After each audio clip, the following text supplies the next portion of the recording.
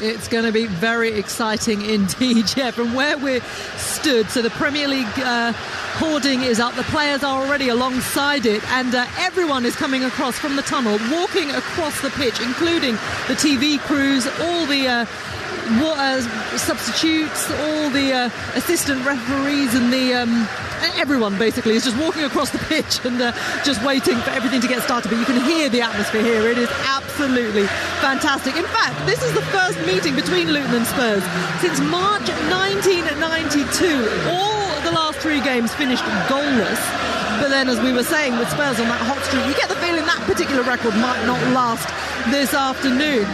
Luton have managed just 1 point at Kenilworth Road from the 9 available so far this season. No clean sheets in their last 9 either, in all competitions.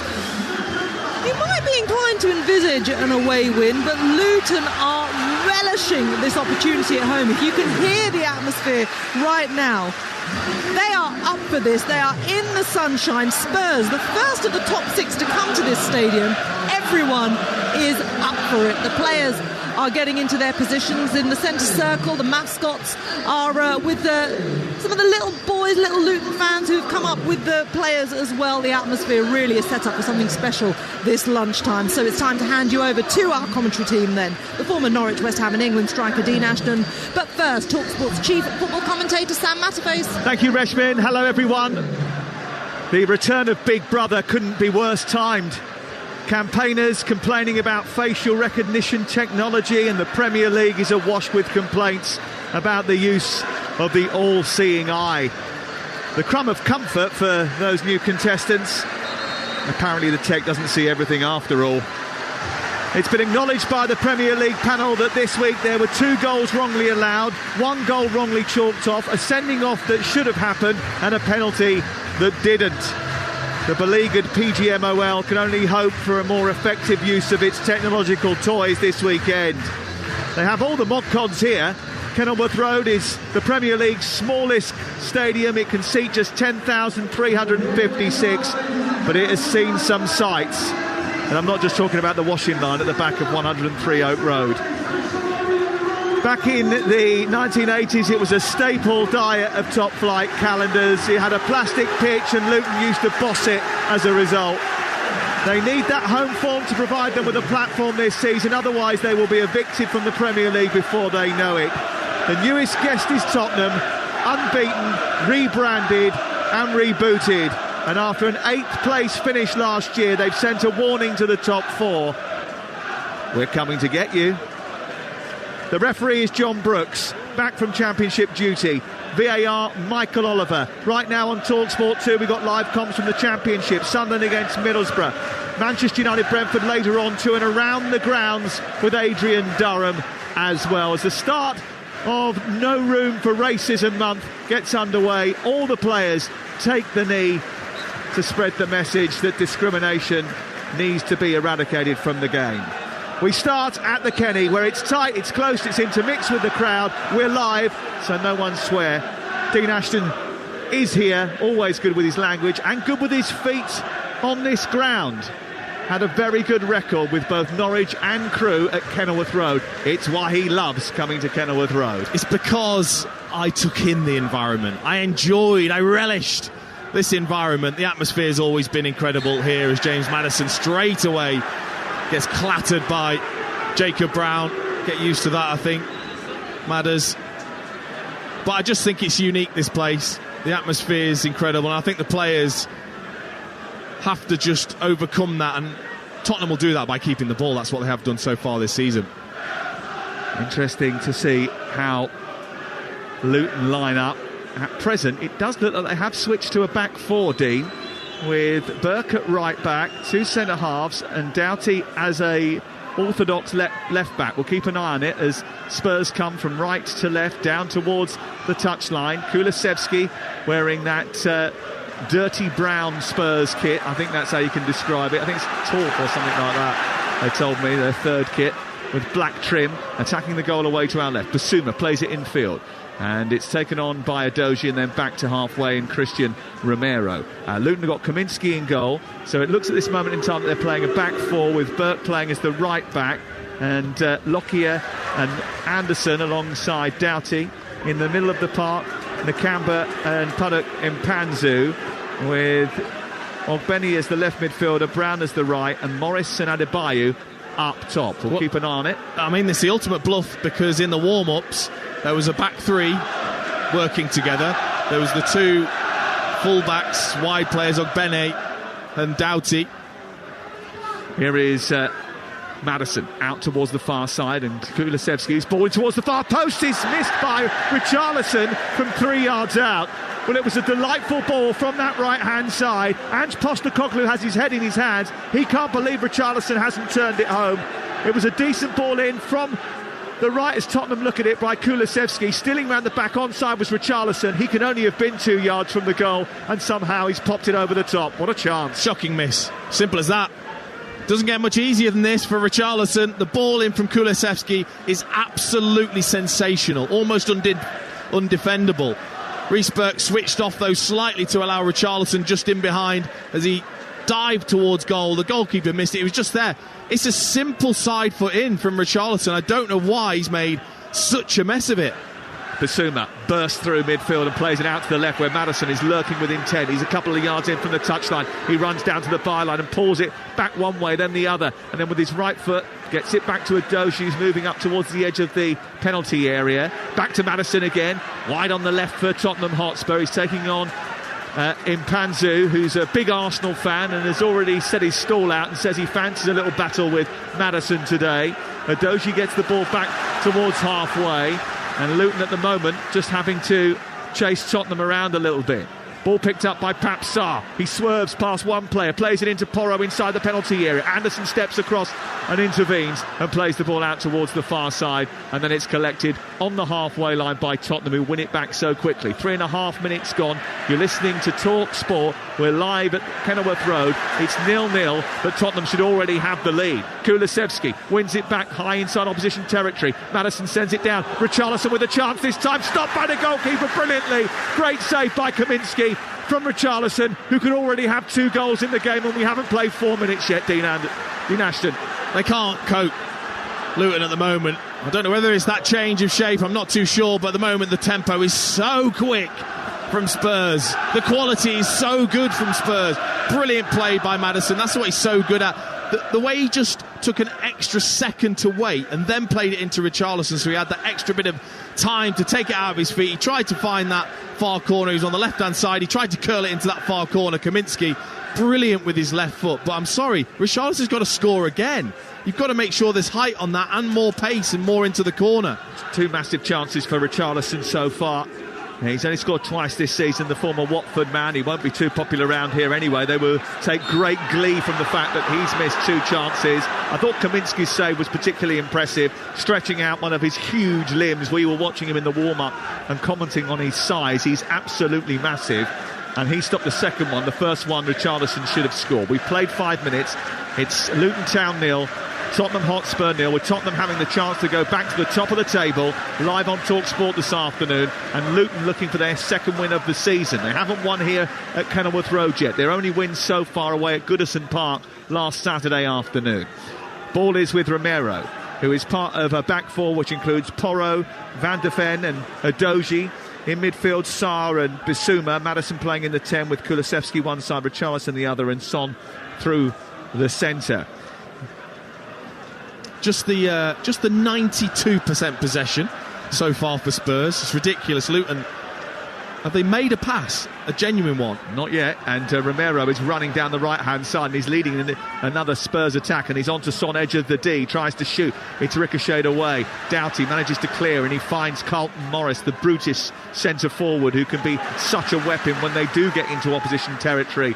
But he's deep on the edge of his own penalty area, trying to help out Luton here, who are under siege in the opening 6 minutes of the game. It's still goalless. Morris has got a bit of room inside the centre circle, flicks his studs over the ball and then plays it out wide to the right. It's a poor pass to Burke. It's come out by Adoji, and it's all the way back to centre half Mickey Van de Ven. And they haven't settled in the game yet, Luton, and certainly Tottenham Hotspur have. In the bright sunshine in Bedfordshire, hazy cloud on what is an Indian summer. It's around about 25 degrees here today, and the sun is certainly just peering into our commentary box. It's a warm day just north of London, around about, well, actually I was going to say around about half an hour from London, but it took me about an hour and a half to get here today because of the trains all being messed up. No trains to Luton today, by the way. All the Tottenham fans who were supposed, you could have got a nice simple train from King's Cross. Nah, not today. Rail replacement buses. Helpful. Cracking. Here is Pedro Porro getting the ball back from Son into the area, steps it past the goalkeeper and is narrowly wide. Narrowly wide. Another brilliant piece of play. Again, progressing the ball through the middle of the pitch, and that inverted right back, Pedro Porro picked it up, played a 1-2 with Son, got into the penalty area and somehow steered it an inch wide of the right-hand upright. Again, glaring miss from Tottenham. Pedro Porro brilliant, into Son, lovely interchange, 1-2, he was in behind. Ogbene does just enough, by the way, just as Porro's about to strike it from about 10 yards out. It's Ogbene that just gives him the tiniest of shoves. I think that's enough just to make sure that Porro doesn't get that right contact on it, doesn't get the curl on the attempt, and it goes wide. Well, Luton won their first game of the Premier League season last Saturday. Set pieces were their weapons of choice, but they haven't even got inside the Tottenham half so far in this game.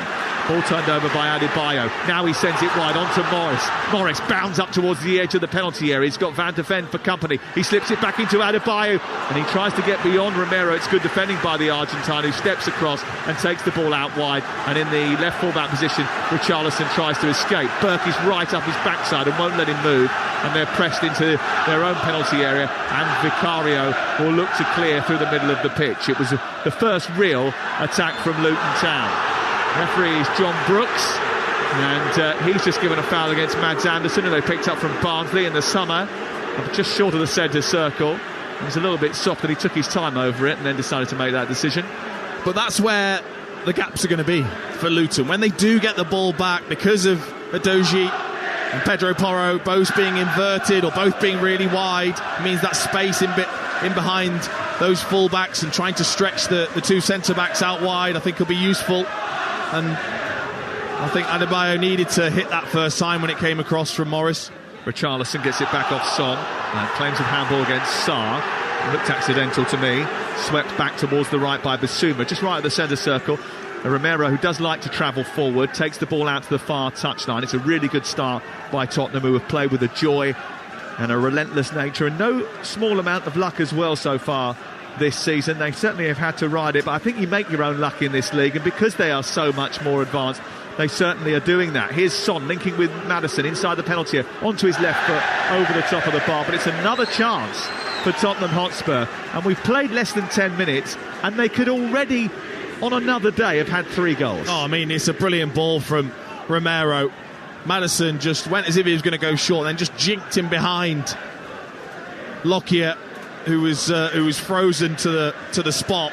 Lovely little cushion header from Maddison into Son's path. He took it down, and he's got that greedy edge. I like that about Son. He's got that greedy edge. He could have played it back to Maddison. He didn't. Tried to shift it onto his left foot. Tried to curl it into the top corner. Just got it slightly wrong. The way they play their football is so different to last season. They were passive. They invited teams onto them, especially at home. But they've been aggressive on the front foot. Lots of high turnovers. You can think they were ranked 20th in the Premier League for high turnovers last season. They're second this season. None of that inviting teams onto them and then looking to try and counter-attack. There's more assertiveness about Tottenham Hotspur this season under Ange Postecoglou. Definitely. In every aspect, it's not just the possession, it's not just the high press. I think it's everything. It's a totally different way of thinking with the two full-backs and the way they're utilised. I think Basuma has been a revelation this season. I've been so impressed with how he's controlled the tempo of the way that Tottenham have played. I think that is important to allow Maddison then to find those spaces at the right time. 11 minutes gone, and it's been a breathless start to the game. Luton Town 0, Tottenham Hotspur 0. I think Luton did show, though, in their one attack that they've had so far, Dean, that they've got the ability to ruffle a few feathers. Tottenham Hotspur, who have had to come from behind in previous matches, Sheffield United in that Liverpool game, against Arsenal as well, are not infallible at the back. And Morris and Adebayo, who were effective for this group in the Championship last season to certainly cause anybody problems. I think so. And look, I mean, Rob Edwards will have an idea of how he wanted to play in the change of system. I just find that odd when you're playing a team that is so in such a good vein of form, so confident with the way that they attack.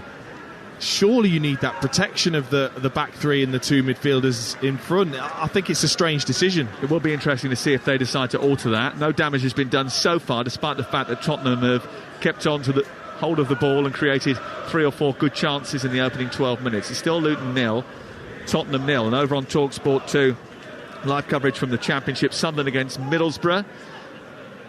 The Weir-Tees derby, I suppose you could call it that, is already underway. We'll keep you updated if there's any change in the scoreline there. Richarlison trying to get the better of Brown. It's right underneath us.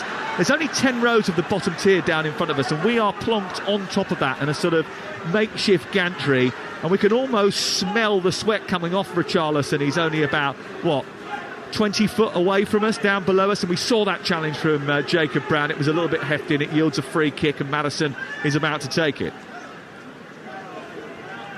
All I got was pie from down there. Is that all you got? A whiff of pie?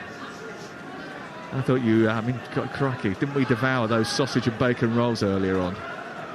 You can't still be hungry after that. 0-0, 13 minutes gone. You're listening to Talk Sport. You do know me, don't you? Maddison about to take it. Short this time, square, onto Bissouma, who's 10 yards back from the edge of the penalty area. It's aimed towards Romero, who's trying to bring it down over his shoulder. It was probably a little bit too elaborate, that free kick. It's that sort of area where you would expect Maddison just to whip that ball into the box and it to be attacked. I don't know why, and it's funny how after that he's then looked across at Ange Postecoglou just to see if there was anything forthcoming. He'd already turned away. I don't understand that. It's a great position to whip that in towards that far post and let your players attack it. They scored a great goal at Brentford with that style of free kick with Romero. Why not do it again? You've got such a talented player on a dead ball situation. Why give it to someone who's less talented? 2 goals for you here in 3 visits. 2 in a game for Crewe and 1 for Norwich. Which end did you score at? Can you remember? It was mainly, both, but it was mainly that end, I think, to my left. In front of the home fans. 14 minutes gone. You're listening to Talk Sport. The Kenilworth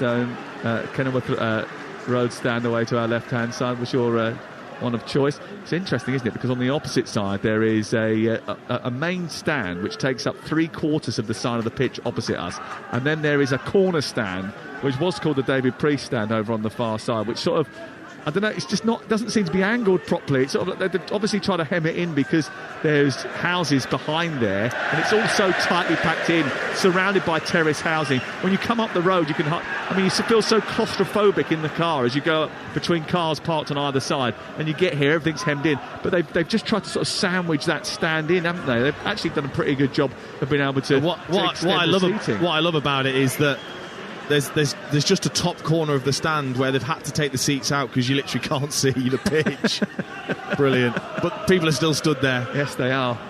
Stand there watching their team defend once again. Tottenham Hotspur have the ball on this near side. They are planning to move to a new stadium in the not too distant future, and they'll probably use some of the money from the Premier League experience in order to be able to fund that. Here is Sarr just in front of the centre circle, out towards the right hand side, picked up by Kulusevski now, who jinks in onto his left foot, plays it back towards Bissouma. Once again Tottenham coming forward. They're midway inside Luton half, and then stepping forward to shoot from distance is Mickey van der Ven, and it goes over the top of the crossbar by a mile and into the Luton fans in the Kenilworth stand away to our left hand side. Well, Mickey, that's your one for free. The next one's going to cost you, I think. That was awful. When you're on top, don't give it back to the opposition trying to hit a spectacular one from 35 yards. Keep the ball movement. Try and get Maddison on the ball even more. Unless you hit that into the top corner, that should be a fine. In League One, 13 minutes played. Oxford 1, Bristol Rovers 0. Still 0-0 in the Championship and 0-0 here as Kulusevski comes forward, sides the ball through the box, looking for Maddison, comes back to Son, and it was a poor clearance by Mads Andersen, which deflected off Nakamba and fell into Son's path inside the 18-yard box. He swiveled, he hit it, but it wasn't sitting up nicely for him, and he hit it into the ground, and Kaminski was able to make the save, and it remains 0-0. But that Luton goal away to our left is living a little bit of a charmed life now. Oh, it is. It was a terrible clearance into Son's path. I think he makes a mess of this. He's better than that with that side volley technique, and he just hammers it into the floor. It takes all the sting off it, and it's easy for Kaminski. I've got to say, already, Rob Edwards has to think, I've got to change it. I have to change it now. Well, they've played back three in every single game they've played so far this season. Today they've switched to a back four. Burke has come out to right back, and Doughty's gone in at left back. He was playing as a left wing back. But just admit you're wrong and change it. The players will be able to adapt. It's obviously not working. I mean, Tottenham have already had the bulk of possession. They've had 7 shots, Tottenham, already. And 5 of them have been really good opportunities. It's been incredibly one-sided in the opening 17 minutes. The ball hooked by Pedro Porro, who ran from right wing-back right towards this near touchline on halfway, hooked it to Romero. They've got space on that right side with Pap Sarr, who sends it centrally. Dropping deep is Maddison, space for Porro, pokes it through the centre, looking for the run of Son. Good defending by Lockyer, who just steps out, then turns because there's too much traffic in front of him, gives it back to his goalkeeper, and Kaminski will shoot it up into the sky. The header won by Morris, but brought down by Bissouma. Charges forward for Tottenham. Maddison waiting in the centre. He tries to flick it through to him. Again, it pops off Anderson. It wasn't particularly well cleared, and Richarlison's got it back again, and then he's trying to curl one from 30 yards, which he never really got hold of, and it just swirls away behind into the Luton fans away to our left once again. But there's a little bit of sloppiness and a bit of rustiness actually about Luton. I don't know whether or not they're sort of stung by the fact that they got back into the game against Burnley. Oh dear, that's a bad challenge by Lockyer, who was bringing the ball out from defence on this right-hand side. He overran it. Maddison came in with a challenge. This is going to be close. This is going to be close to the edge of the penalty area. And they collided right on the edge of the box. I think it is just outside, but it's going to be a free kick. And he just completely lost his coordinates. He just overran the ball, stretched for it as Maddison was going to get there first, and committed the foul. And it is literally an inch outside the box. It was just a terrible touch from Lockyer. Just trampolined off his foot and into the path of Maddison, and then he tries to rescue the situation, just goes diving in. He is very, very lucky that this isn't a penalty. It's that close to the edge of the penalty area and still in a very dangerous position. But like you just literally were talking about, that rustiness, that sloppiness from Luton, at the moment they're looking every bit a Championship team, not a Premier League one. Well, Maddison has placed the ball down on the edge of the 18-yard box. This is wide on the left-hand side. It's about a yard down the side of the 18-yard box, and he'll hit this right-footed towards the far corner. It's headed away by Adebayo. Underneath it, though, was Carlton Morris to get it further clear, and then Porro sees it back to Vicario, and Luton urged to get out by their supporters. Fantastic header that by Adebayo. I mean, that is coming in at so much pace. If he misses it, it's in. If he gets a glancing touch, it's in. But he made sure he got the meat of the forehead on that. That would have stung. 20 minutes gone, and Luton under the cosh, but unbreached at this moment in time. 0-0 between them and Tottenham. Later on, by the way, on Talksport 2, we've got Manchester United versus Brentford. That kicks off at 3 o'clock. It's only on Talksport 2, not on UK TV, so if you want to follow Manchester United's progress against Brentford, download our app. You can flick between the two stations. You can also get Talksport, Talksport 2, Virgin Radio, Talk TV, Times Radio, all via the app, as Adebayo wins the ball back off Porro and then feeds Morris out wide to Mpanzu, into Adebayo inside the box. He didn't get hold of it cleanly, comes back out towards the edge, and Marvellous Nakamba shoots as it pops up in front of him on the edge of the D and looks to volley towards goal. Wasn't much chance of Marvellous Nakamba converting. He hasn't scored a goal since March 2017 for Vitesse Arnhem in the Eredivisie. Yeah, put him on the fines list as well. What was he thinking? Just recycle out wide to Doughty, get that ball in the box. Instead, you're trying a flash, half volley, left foot. The Cameras won it back though in midfield now, and he's fed the ball out towards the left-hand side, and it's in towards the side netting from the far side by Brown. whose attempted cross, he says, took a deflection. The referee said it didn't, is given a goal kick as a result. Scores Luton 0, Tottenham 0 on Talksport with Super 6. Predict 6 correct scores from this weekend's action and you could win £250,000 without spending a penny. 18 plus, terms and conditions apply. Starting to win the ball back a little bit more now in opposition territory, and Carlton Morris now complaining that that wasn't a foul when Romero claims that he'd been knocked over by the big Luton forward.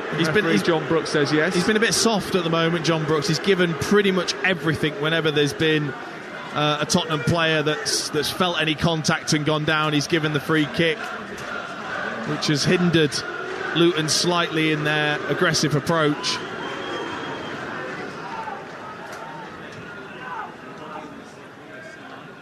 Papsar has it for Tottenham Hotspur, who've been bright, breezy, creative, but not clinical enough in the opening 20 minutes of this game. They've given the ball away. Son has found he's been harassed by Mpanzu, and then Morris tried to flick it round the corner and Son looked to win it back. There was a collision between Son and Burke, which the referee didn't punish, and the Luton fans weren't happy about that. Madison on the half turn, away from Brown, trying to feed it out to Kulusevski. Getting there just in time was Doughty. And the other problem that they've got is that with Doughty playing left-back, his brilliant delivery into the box is non-existent in the game. Down the left they come, though. Ogbene speeds away, moves into the penalty area, sets it back to Mpanzu on the edge of the area, but it wasn't a great pass.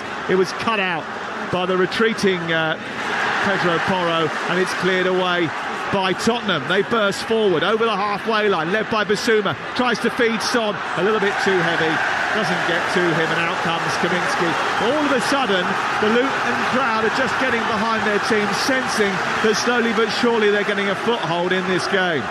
Well, it's been those couple of attacks. Ogbene this time down the left-hand side. He sprints away from Porro, who went diving in and missed the ball. And then it was just a sloppy pass into Mpanzu on the edge of the box. It was just too slow. He needed to fizz that in because of the amount of Tottenham players that were in and around Mpanzu.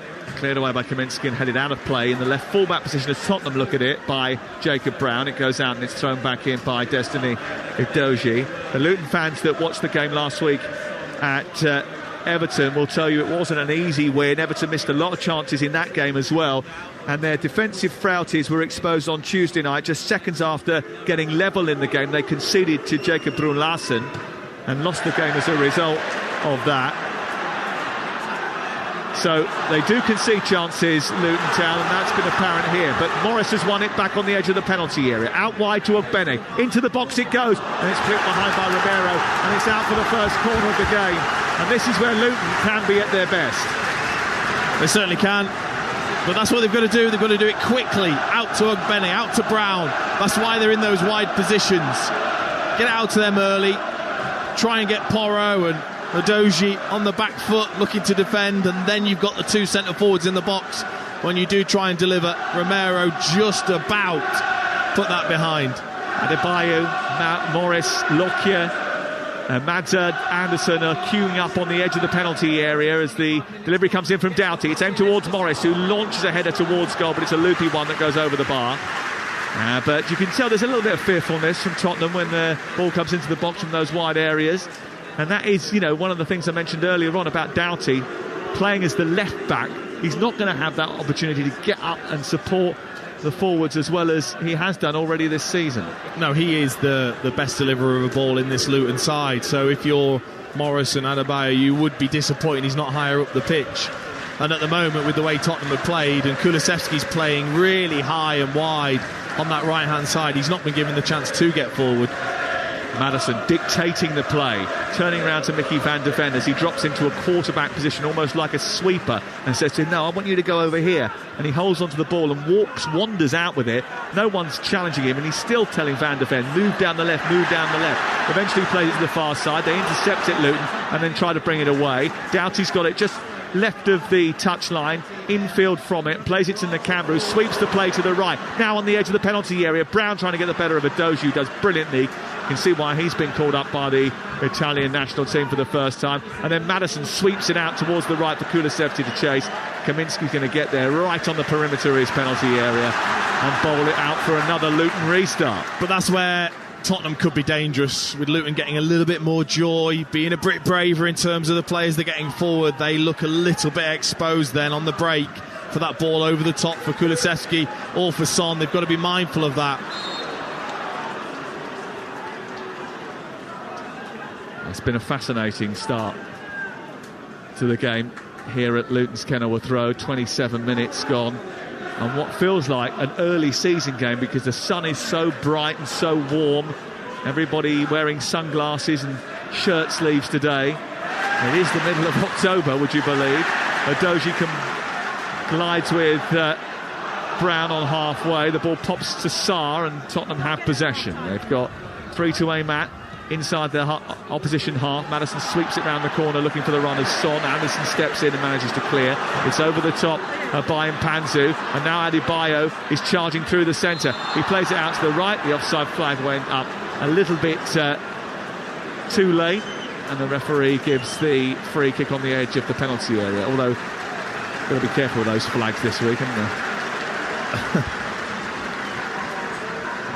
Adebayo's just saying there, though, that needs to go quicker. He was in behind there. Tottenham had left that gap between the two centre-backs and he was in. Just delayed the pass, and it meant he was offside. Scored his first goal of the season on Tuesday night. He got 10 goals last season, 17 the season before. He can be a threat, and that partnership of Adebayo and Morris was really important last season. 28 gone. This is Talksport. Richarlison near side the left. Rob Edwards is standing on the edge of his technical area trying to encourage his team just to get closer to some of those Tottenham players. They were a bit off it in the first 15 minutes of this game, Luton Town, and they were exposed by Tottenham on several occasions. Richarlison really should already have 2 goals.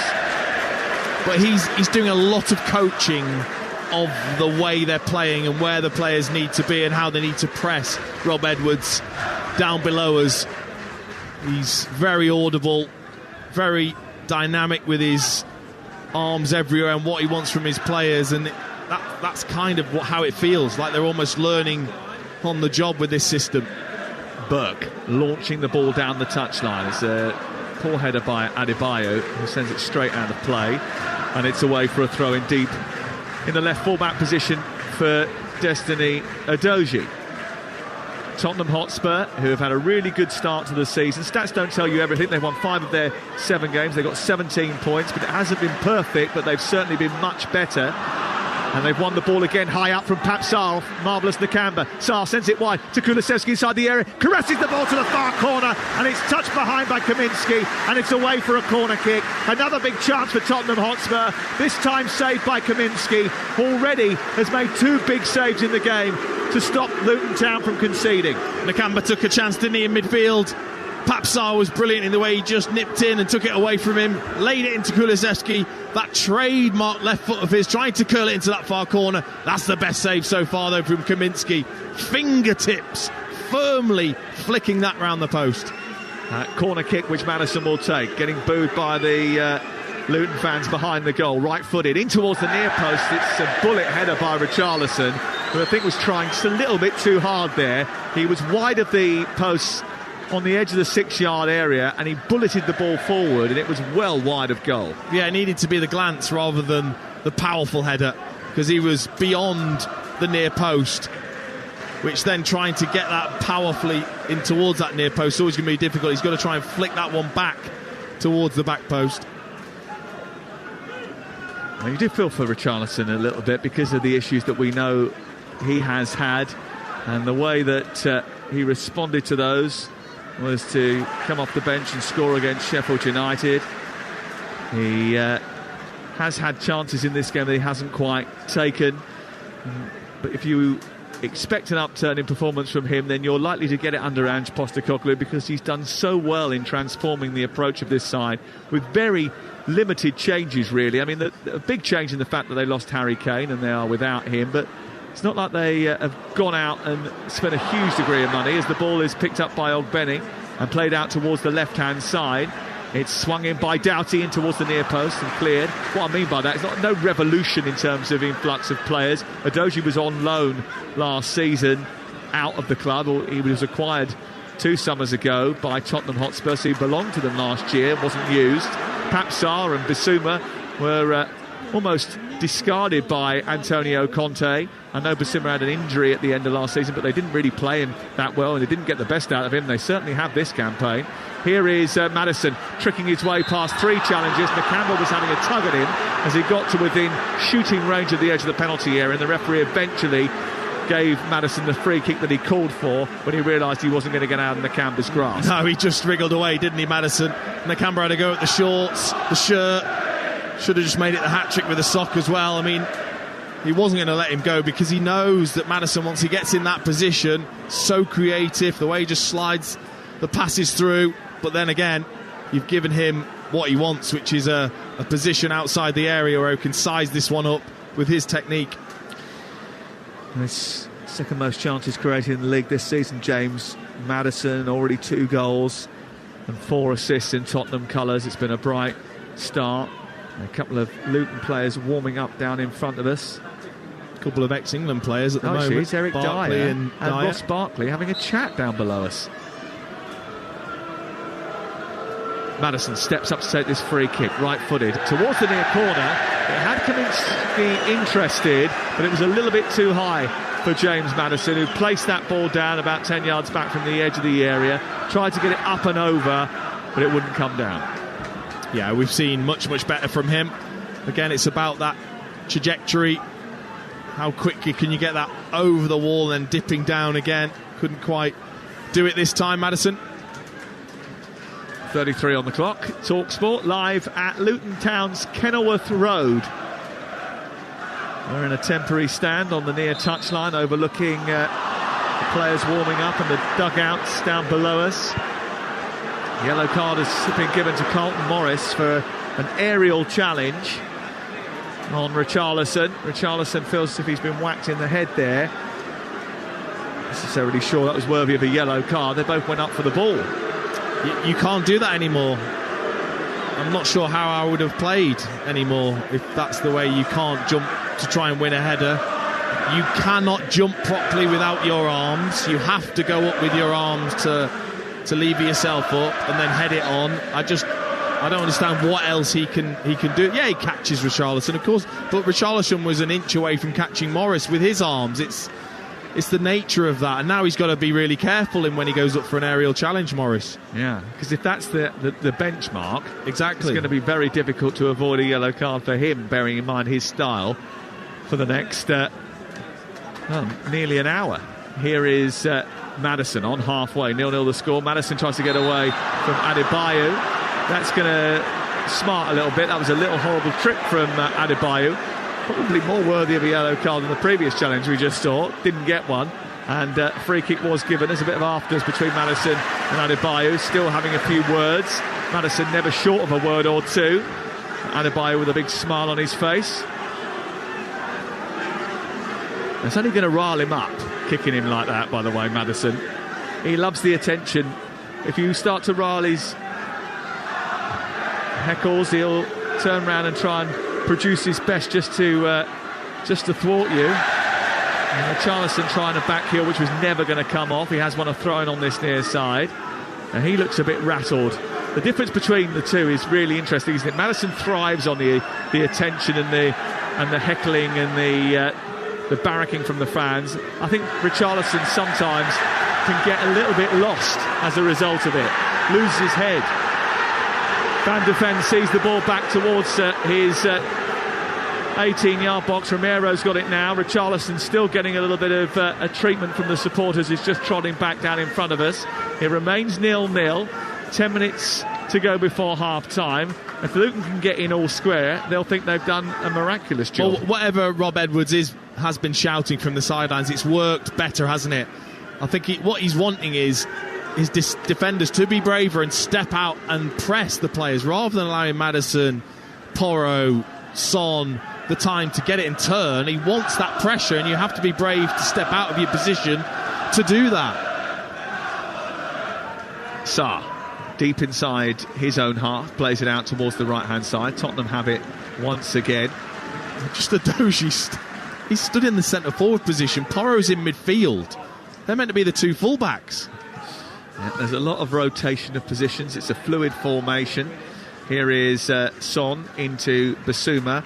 Adoji almost playing in the left channel now. Could go through the centre and be the centre forward here as Basuma comes forward, plays it out wide. Richarlison picks it up, runs down the left touchline, plays it into Adoji, who's inside the area now, trying to trick his way down the left, plays it back to Son, who was inadvertently, the ball's going to be given back to Adoji, and now Richarlison inside the area, tackled by Nakamba. The ball breaks inside the box. Adoji's won it back again. Luton can't get it clear. Set back for Basuma. Basuma plays it square. Pap Sarr, space out wide on the right for Pedro Porro, who's joined the attack. He tries to swing the ball into the centre. It's blocked by Ogbeni, and then it's collected by Doughty, and they look to escape Luton, and they do that. Doughty plays the ball to Ogbeni. Across comes Sarr, slides in, times his challenge well, and stops any thought of an attack from Luton. 37 gone, 0-0 the score. It's just been interesting to see the development of Luton in this half. They were so tentative. They were chaotic in their defending to start with, allowing Tottenham chance after chance, and they've just settled things. The intensity's better. They're braver in the way that they've pressed. Offside flag is up against Adebayo as the ball's played down the left-hand side. I can tell you that breakfast back on Monday morning from 6 o'clock stars Ali McCoist. He's back after his big walk. He's done a brilliant lot of work for charity in the last week or so. Kenny Logan's charity walk, which was raising money for Doddy Weir. Back 6 o'clock on Monday morning with Andy Townsend. Make sure you join him. That would be fantastic. As always, analysing all the weekend's football. Those two have got a great report. And actually, Andy Townsend is here today on the gantry. So a yellow card is given against Basuma for clattering into Jacob Brown. That's going to be a free kick. And Basuma is punished and the first Tottenham player to go in the referee's notebook. And that means he's going to miss the next game against Fulham at home in a couple of weeks' time. He actually couldn't get out of the way there. Ogbeni was clever. He got the ball and drove across Basuma. Couldn't get out of the way. With Luton players already on a couple of yellow cards, he was always going to get a yellow there. But you're right, he's going to miss that game. And Oliver Skipp, I'm sure, will be thinking, here we go. Doughty sends the free kick in towards the far post, headed by Morris. It drops inside the box. Adebayo gets away from his marker and then scoops it onto the post. It comes back. Lockyer sends it in, and Luton Town lead. Tottenham are complaining that there was a foul in the build-up to it. The referee has disallowed the goal now, I think. But Luton think that they've scored, and the referee may well be suggesting that isn't the case. There's going to be a VAR check here. Is it a push? Is it a push from Adebayo? That's the question. Well, he scooped the ball over the top of his marker. It hit the inside of the post, and Lockyer, as he did the other week, was following in. Well, this is going to take a while because they're going to have to look at an offside originally from the free kick. Then there's the challenge from the original header. Then Adebayo pushes Porro and flicks the ball towards goal, then it hits the post. Well, it's definitely a push from they are Adebayo, checking though. The disallowed goal, which means there may well be evidence to overturn it. And the referee, John Brooks, is waiting. And then Lockie is so brave on the line. He heads this in and takes a boot straight to the face. Well, the decision's pretty quick and fast. Decision no goal, foul by Adebayo. I'd agree, yeah, it was. When we saw it on the monitor in front of us there, Adebayo just clearly, both hands, pushes, I think is it Romero or Porro, just pushes him out of the way. Everyone. And flicks it towards goal. He was just pushing everyone. It was like a bulldozer inside the box. I mean, it's not that much. Yeah, it was a push. And as a result of that push, it meant that Porro couldn't defend the ball, and he stuck out his right foot, steered it over the top, and it went out off the post and back into Lockyer, who dived in and thrust the ball home.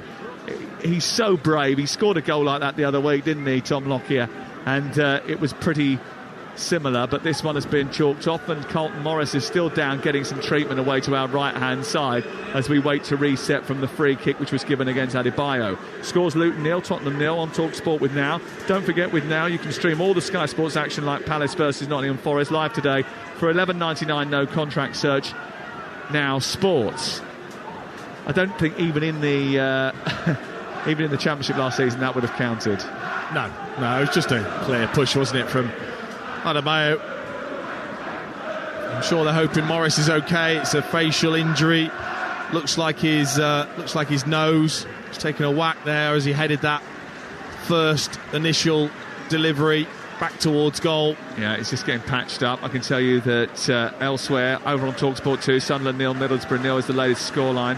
Oxford still lead by 1-0 against Bristol Rovers. Bowden with the goal after 13 minutes. They've only got 6 minutes before half-time there. Later on today, Manchester United take on Brentford. It's live on Talksport 2. We'll be round the grounds bringing you all the updates from Turf Moor, Burnley, Chelsea, Everton, Bournemouth, Fulham, Sheffield United against Brentford as well. And later on during the phone-in, Jamie and Gabby will keep you updated with Palace against Nottingham Forest. There's all the other games in the Championship and League 1, 2 and the National League to keep an eye on as well. But we're in the Premier League on a really blazing hot day for October at Kenilworth Road, and it's 0-0. And here is Richarlison as we restart the match, sending the ball into the centre. It comes down towards Kulusevski, flicked away by Ogbeni, and out over on the far side. Half-hearted appeals for handball. And they're just checking, are they? As they bring Lockyer and Morris back onto the pitch, because there was a period there, because they both had treatment, where they had to just go off the pitch for 30 seconds, which is the new rule, and they were down to 9 men momentarily there, Luton Town. Any check is over, and we're away again on the right side with Tottenham in possession with 2.5 minutes plus stoppage time at the end of the first half. How is Morris meant to play holding the tissue to his nose? Oh, he's dropped it. He's dropped it, and now he's chasing Romero back towards the 18-yard box. Romero adroit enough to turn and get the ball away up to halfway. He's now pinching his nose, Carlton Morris, because he can't stop the bleeding, and that's going to have to be patched up at half-time, I think. Well, the problem is if there's any blood at all and it's on your shirt, then... In fact, he's just whipped another tissue out of his sock. Oh, that's preparation. It's like me nan. It's the first and last time that Carlton Morris has ever been compared to your nan. That was out of her sleeve, though, not a sock. Oh, right, OK. Here is Van de Ven towards the far side.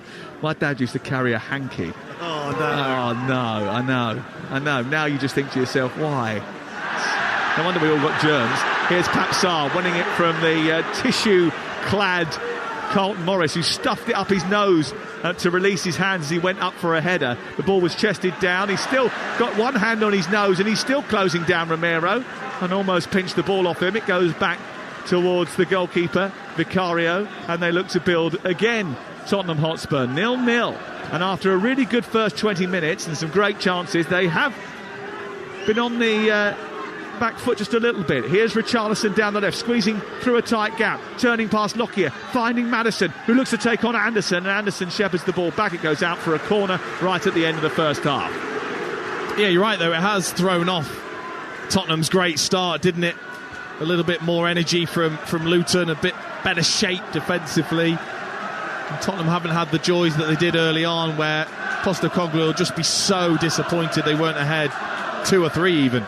Here's the corner taken by Maddison in towards the near post, headed away by Reece Burke and out on this near side. There was breaking news earlier on about Bruno Guimaraes and his new contract. News that we brought you earlier in the week with Alex Crook, been confirmed by Newcastle today. And we got 3 minutes of added time as offside flag goes up against Maddison on this near side, and it remains 0-0.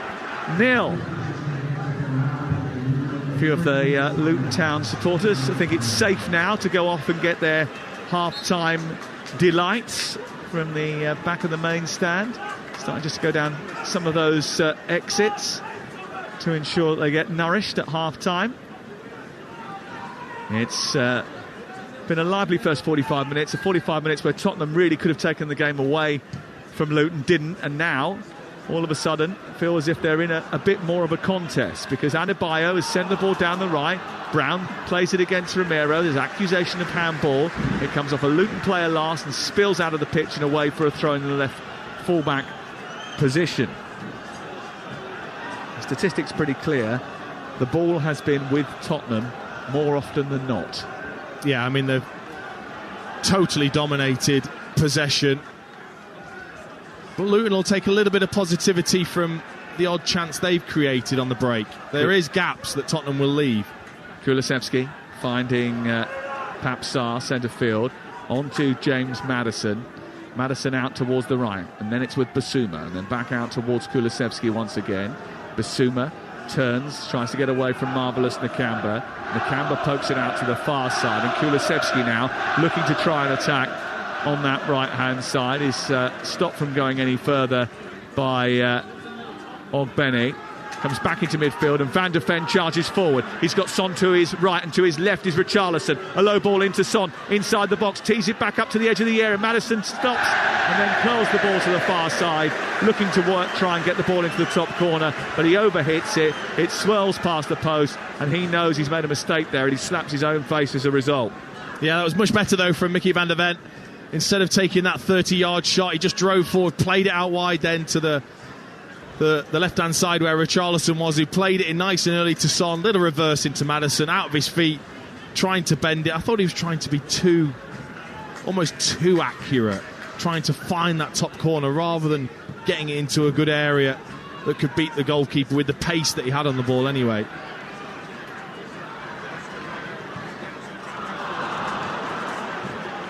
Papsar on halfway after it's given away by Doughty, and then on to Kulusevski down the right, tries to get to the edge of the penalty area. We've played 2.5 of the 3 added. Poor cross in by Papsar, easily fielded by Nakamba, and it's out on the far side, but it will be picked up just in from the touchline by Sarr once again. Porro back into Papsar. Come on Luton is the cry from the Luton Town faithful, round the corner by Edoji, but it was just a little bit casual, that, and taken away by, well, initially by Adebayo, and then Maddison comes back, and then Adebayo has a little nibble at him, goes down, wants a free kick. It's not forthcoming from the referee. They've won it back again, Spurs, with Basuma, who moves the ball forward to the edge of the box, drives on, goes past one challenge, goes past a second, dives over the leg of Nakamba, and he's going to get a second yellow card. He's going to have to be sent off. Wow. A second yellow card for diving for Yves Basuma, and he's sent off in stoppage time at the end of the first half, and there's no real complaints from Yves Basuma either, so he knows the drill. A yellow card for a challenge early in the first half, a second yellow card for diving, and Tottenham, who had a really bright start to the game, are down to 10 men before we've reached half time. Crazy decision from Yves Basuma. He's made a great dribbling run. He's done the hard bit. OK, it didn't work out, but you don't do that. You don't dive in the manner that he has. And John Brooks, I'm not even sure he even knew necessarily who it was to start with when he first went to take the card out of his pocket, the yellow card. But he had no choice, whoever it was. It doesn't matter that Yves Basuma is on a yellow card.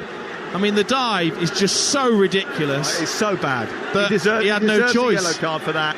And I'm afraid it's his own fault, and he's got no one else to blame apart from his own stupidity. And it's going to change the whole complexion of this game for the second half. Rob Edwards has just got his little notepad, he's thrown that away, because it's all going to change now. Well, we may well have a game on our hands now. Luton have 11, Tottenham have 10. Tottenham have had about 5 or 6 good opportunities in this first half as the half-time whistle blows, but they haven't converted any of them. A couple of good saves from Kaminsky, a couple of misses from Richarlison, one glaring one inside the first couple of minutes of the game. And despite the one-way traffic, Luton have just showed signs of life the longer the half has gone on. And then just before the break, a big bit of encouragement for Rob Edwards and his team when Yves Basuma was sent off for a second yellow card, the second for diving. It means at the break it's Luton 0, Tottenham 0, but Tottenham are down to 10 men. Ooh, Sam Matterface, thank you very much. What a first half that one has been. Incident-packed, so many opportunities. And Dean Ashton, you've got to say, with Tottenham down to 10 men now, they will be ruining those missed early opportunities because Luton have grown into this game, and now they have a real chance to make an impact. Yes, they do. I mean, it's a gift, really, from Yves Basuma to Luton and their players, because that was a difficult half for them. I thought Tottenham were outstanding to start with. The tempo, the quality in their play, the chances they created, it was just the finishing. Albeit Kaminsky made a couple of great saves. the finishing's got to be better than it was. They should have been 3-0 up. Without a shadow of a doubt with those chances. Absolutely. They were so good in that early period, and then lost their way a little bit as Luton came into the game. But then that decision from Basuma is just so ridiculous, and he can't have any complaints. No, when you watch it back, it's just a terrible effort to try and deceive the referee. Yeah, absolutely. And you could see the images of Ange Postecoglou, who was, not far down from where we are. And, he has got a lot to think about for this second half, because Rob Edwards will be relishing this potential prospect now. Well, does he, who does he sacrifice? Does he make a change? Does he sacrifice one of the forward players? And who is that going to be? How does he change things? And Luton as well. Does Rob Edwards now go, actually, we were playing that way to try and nullify... Actually, now we can open up and change things for himself. They'll really fancy now that Tottenham are possibly there for the taking, depending on how they set up. Yeah, very, very interesting. Second 45 minutes coming up in this one. It is such a beautiful day out here in Luton. It does not feel like the 7th of October, I can tell you that much. The sun is shining where we are with our beautiful vantage point of this game. Really enjoying this one. The sprinklers are out on the pitch. The teams are back in the tunnel. This is half-time, and the second half is up after this. Game day exclusive on Talksport with Now. Stream all the Sky Sports action like Crystal Palace versus Nottingham Forest live today for $11.99, no contract. Search Now Sports. 18+, stream via internet, terms apply. The Monopoly game is back at McDonald's. And guess what? It's still twice as nice. Because with double peel, you can peel on pack, then peel again on the McDonald's app to win prizes like brand new mini electrics, lovely McDonald's food, HP Omen gaming laptops, TUI holiday vouchers, £1,000 in cash, plus tons of other incredible prizes. 18+, UK only. Selected items. Subject to serving times and availability. End 17th of October. Gameplay and price claims may require McDonald's app. See mcdrules.co.uk. Running low on rule plugs? Going through cutting discs on the double? With Screwfix Trade Bulk Save, you can get up to 10% off the stuff you use the most. Buy more and save more on thousands of products. From everyday essentials like sealants to switches and sockets. And with Click and Collect, you can get what you need in as little as 1 minute. Shop now on the app at screwfix.com or in store. Screwfix, the choice of champions. T's and C's apply. Visit screwfix.com for full details.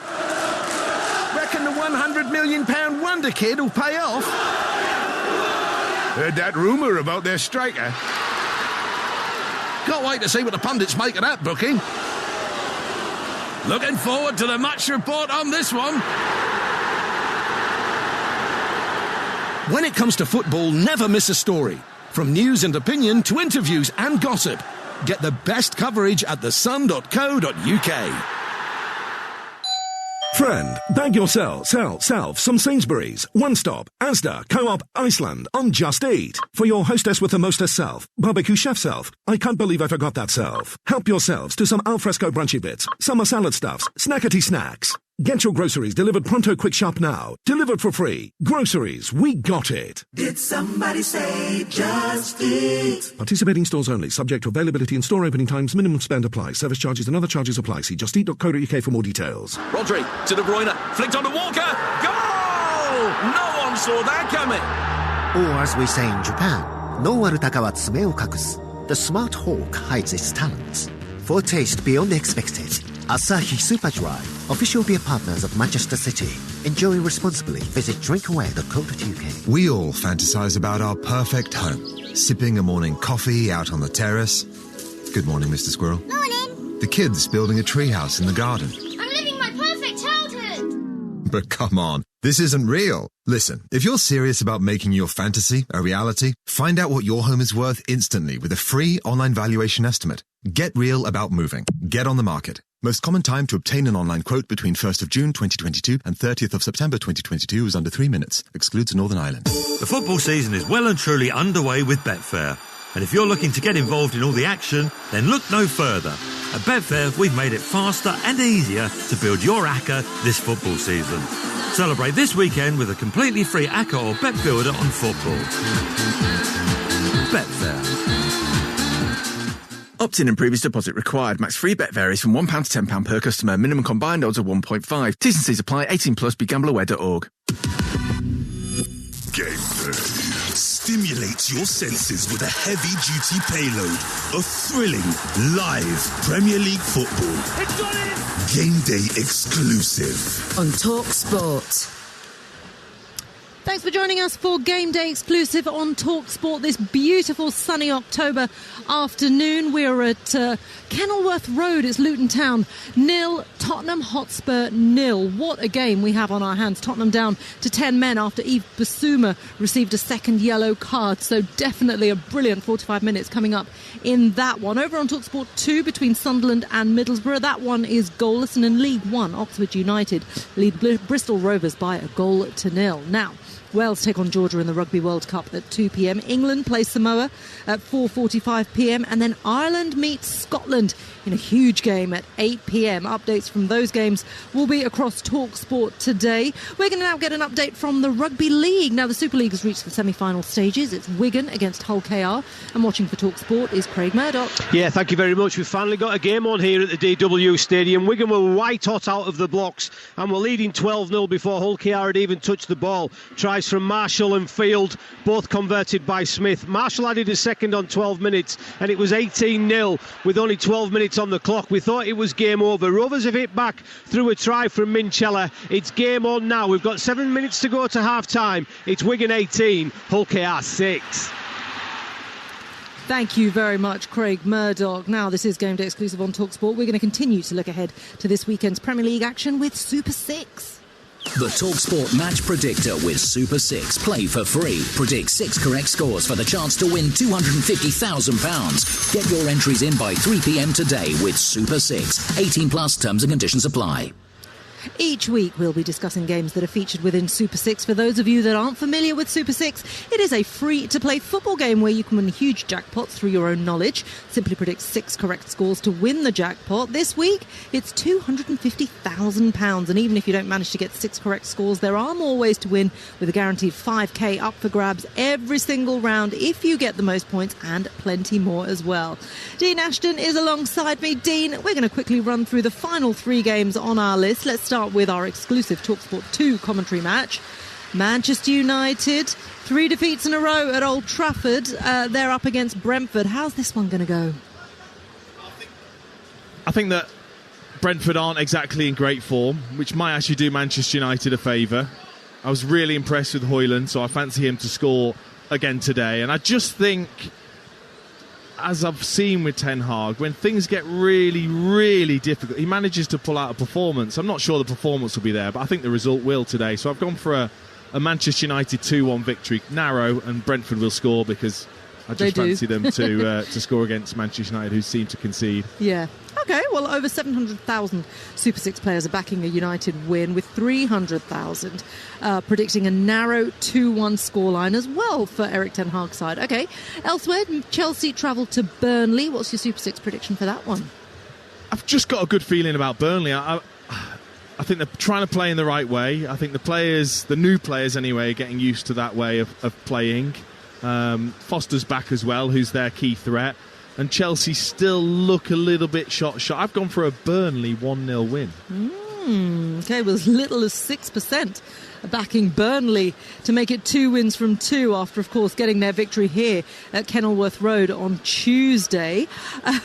So you're amongst the minority, but that's interesting. OK, finally, it's a big match down at the bottom as well. Everton up against Bournemouth. Which way is that one going to go? I think, again, it a bit like the Palace Forest, I can't see anything other than a draw. 2 teams struggling to score goals, 5 and 6 respectively for the 2 sides.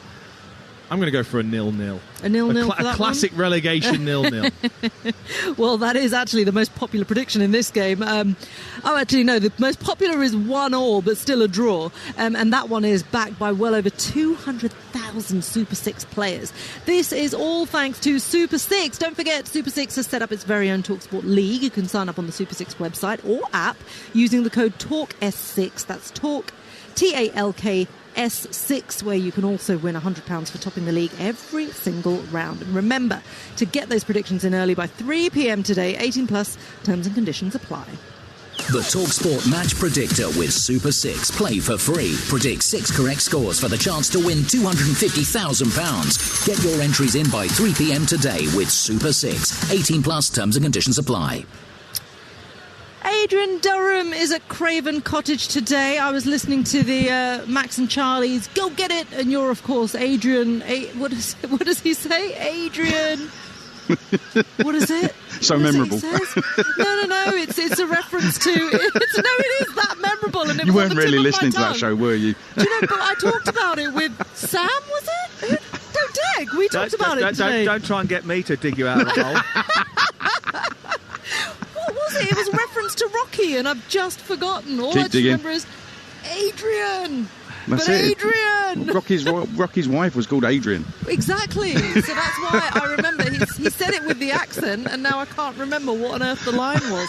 That was great radio from me, wasn't it? I tell you what, can I come back again next week? I mean, flipping hell. This is where the bosses ring in and go, Reshman, I'm not sure you should try humour on air. Just going to find out what's on Talksport 2. Hold on.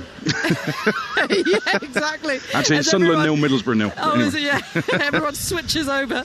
Adrian, you're at Craven Cottage today for Fulham against Sheffield United. Two sides kind of need a bit of something, don't they? Yeah, first of all, I'm going to ask, can somebody check on Yves Bissouma, make sure he's okay? But secondly, yes. Fulham Sheffield United, two sides with the fewest goal attempts in the Premier League. They've only had 66 each. So I actually had a dream about this game last night, and it finished 5-5. Okay, so... No, was that really a dream? Did you really dream that? I did really dream. There was a football score in my dream, and it was 5-5, so I assumed it was this game, yeah. So, listen, if it comes at 5 o'clock tonight, and I'm doing the scores, and it's 5-5, I want you all messaging me saying, you're a genius. Thank you very much. You are a genius. Adrian, you're a genius. God, if there was only one person I thought would dream of football scores, I'd expect that to be Sam Matterface, to be honest, Mr. Statman. So you surprised me with that one. And interestingly, of course, we've been talking a lot about this, haven't we? Manchester United against Brentford as well. Yeah.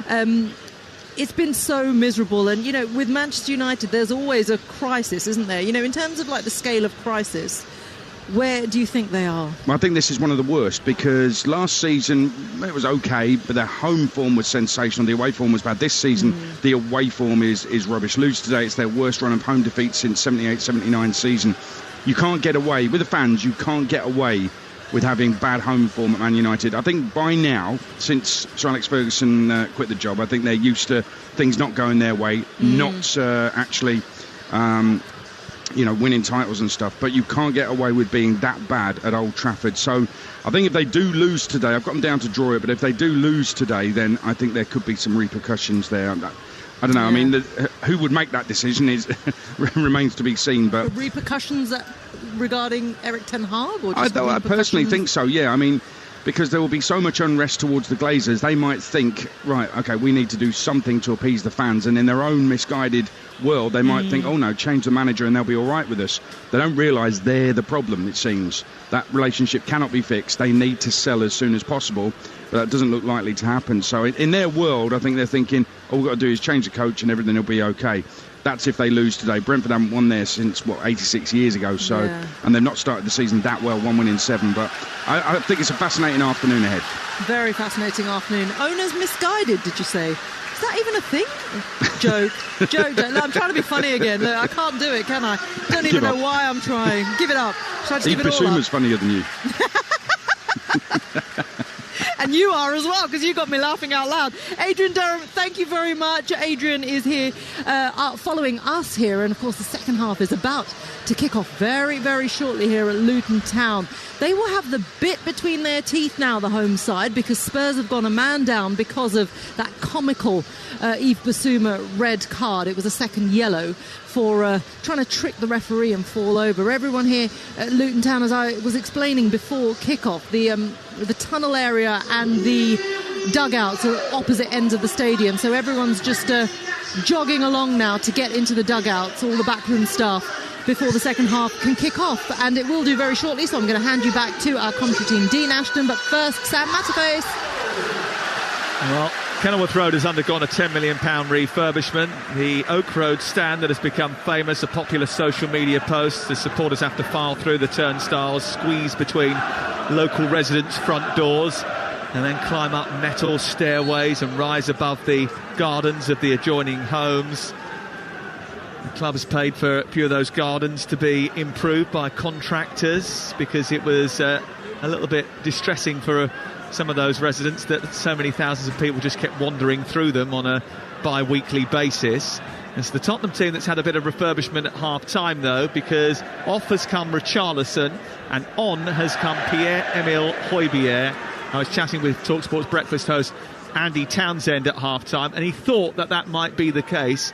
And are you surprised by that, Dean Ashton? I'm not, no. I think out of those front four, I think Richarlison was probably having the more difficult time on that left-hand side. It's just unfortunate, really unfortunate, and I'm sure he'll be apologised to.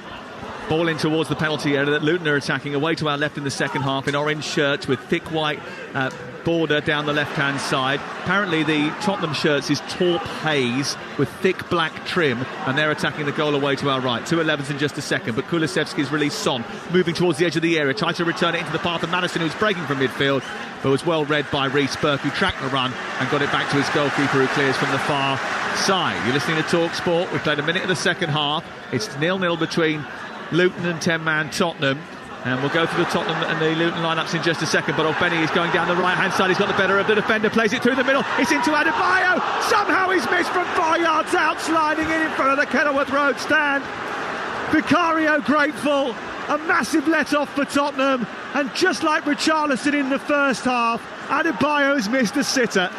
You cannot miss from there. You just can't at this level. As a professional footballer, go with your left foot and side foot it in. It's so easy. He's made it so difficult for himself, Adebayo, because he's gone with the right side of his right foot, stretching, and then he's missed it. I can't describe it any more simple than that. It's passed across. All you've got to do is side foot it in with your left foot, and he tries to go with the outside of his foot and makes a right mess of it. He's got the ball back on this left-hand side. Two lineups in just a second, but another fast start to the second half, as there were in the first 45 minutes. Ball's out of play, so it's Kaminski in goal for Luton. Burke, Lockie has been booked, and Anderson. Ogbeni, Ronica Panzu, Nakampa and Doughty, Adebayo and Morris up top. Brown playing on the right-hand side in a 4-4-2 formation in the first half. I think they've slightly changed that in the second. I think we may well see that formation that we believe would be the case in the first 45 in this second half here. Tottenham have got Vicario in goal, Porro, Romero, Van de Ven and Adoji, Sarr, Maddison, Højbjerg, then Son and Kulusevski up top. Luton attacking the goal away to our left-hand side. Tottenham have cleared the throw-in from the near touchline, and then it's all the way back to Kaminski, who will clip it forward down the right. Now chasing after it is Brown. Brown trying to get into the right wing position. Across comes Destiny Adoji and sees it go out of play over on the far side. I think Doughty's playing higher up. I think Ogbeni has now come out to that right wing position, and there is a three-man back line. Yeah, definitely.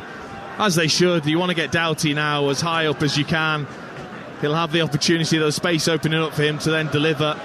Ogbeni from the right-hand side. But they've just got to be careful, Luton. They've left about 2 or 3 gaps for Tottenham on the break. When you've got Son, Kulusevski and Maddison, they will still hurt you if you give them the space. Pape Sarr playing the ball down the right-hand side. Kulusevski now into a wing position, pulls the ball back through the 6-yard box, and then Sarr tried to flick it up and do a back heel on the edge of the 6-yard box with his back facing towards goal, and he ended up collapsing in a heap like a baby deer. He didn't pull it off with any real panache, did he? No Zlatan. Pape Sarr, great run from him. Just keep it simple, though. 0-0 in the sunshine at Kenilworth Road on a beautiful day in Bedfordshire. Ball sent down the Tottenham right by the goalkeeper Vicario, looking for the run of Kulusevski. It'll be interesting to see how both teams adapt to the fact that Tottenham are down to 10 players. Tottenham, who obviously haven't been in this situation under Ange Postecoglou, and then you've got Luton Town, who very much expected to be without the ball and were without the ball in the first half. Now all of a sudden are in a situation where they've got the extra advantage and maybe expected by their supporters at least to take the game to Tottenham a bit more. I think so, but I don't think Tottenham will stop trying to play and keep possession even with a player less, and they've got the quality to do so. I think it's harder for Luton to change and all of a sudden think they can have lots of the ball and play their way through. I still think they'll be direct. Interestingly, Sunderland also had a player sent off for 2 yellow cards in the first half of their game in the Championship over on Talksport 2. It's 0-0 there as well. Nil sent off after the 4th minute of added time. And that's over on Talksport 2. We've got a corner to Spurs on this near side, which James Maddison is going to take. He's placed the ball on the quadrant in front of the Tottenham fans that are occupying the end away to our right, the Domino's Oak Road stand. Domino's sponsoring that because they started in 1985 in the UK. Their first outlet was in Luton. Did you know that? I didn't. A slice of history for you. Ball in towards the near post. Flicked on by Pat Sarr. It comes out to the edge of the 18-yard box and it's smacked goalwards by Højbjerg. The deflection takes it behind. It's another corner. Well, I did get asked by my local Domino's if I wanted a picture there once for some free pizza, and I thought that's not going to be the look that's going to go down well. Could you please tell me you said yes? Of course not. Oh, man. Imagine that. I'll do it. It's my favourite food ever, pizza. I love pizza. 6 minutes gone in the second half. You're listening to Talk Sport. It's my downfall. Love handle-inducing. Anyway, defending that end away to our right-hand side. Luton waiting for the corner to be taken. John Brooks is really unhappy about the fact that it's taken so long, and he's gone over to check that the ball is in the quadrant. Maddison's can't run back too fast. He can't arc his run because there's a gate in the way because it's so tight here that he steps back, then comes in, plays it into the near post, flicked on by Sarr, goes over the head of Son and goes out the other side and away for another corner. Maddison looks like he's trotting across. His delivery is just so dangerous. Defended very well so far, actually. Luton taking it short, though. And it's into Maddison from the defender and poked in towards the near post, and it's stabbed in by Mickey van de Ven. Inside the 6-yard box, no missing this time. And Mickey van de Ven gets his first Tottenham Hotspur goal after signing from Wolfsburg in the summer. And the 10 men are in front. Short corner, Maddison got hold of it, turned, and after a couple of deflections on the edge of the 6-yard box, it stayed in the area of Mickey van de Ven, and the Dutchman prodded home. And it's Luton 0, 10-man Tottenham 1. Yeah, it's clever, wasn't it? They weren't expecting it, the short corner. I think they were waiting for Maddison to go over, and then Maddison, it's all about him. It's all about the footwork of Maddison.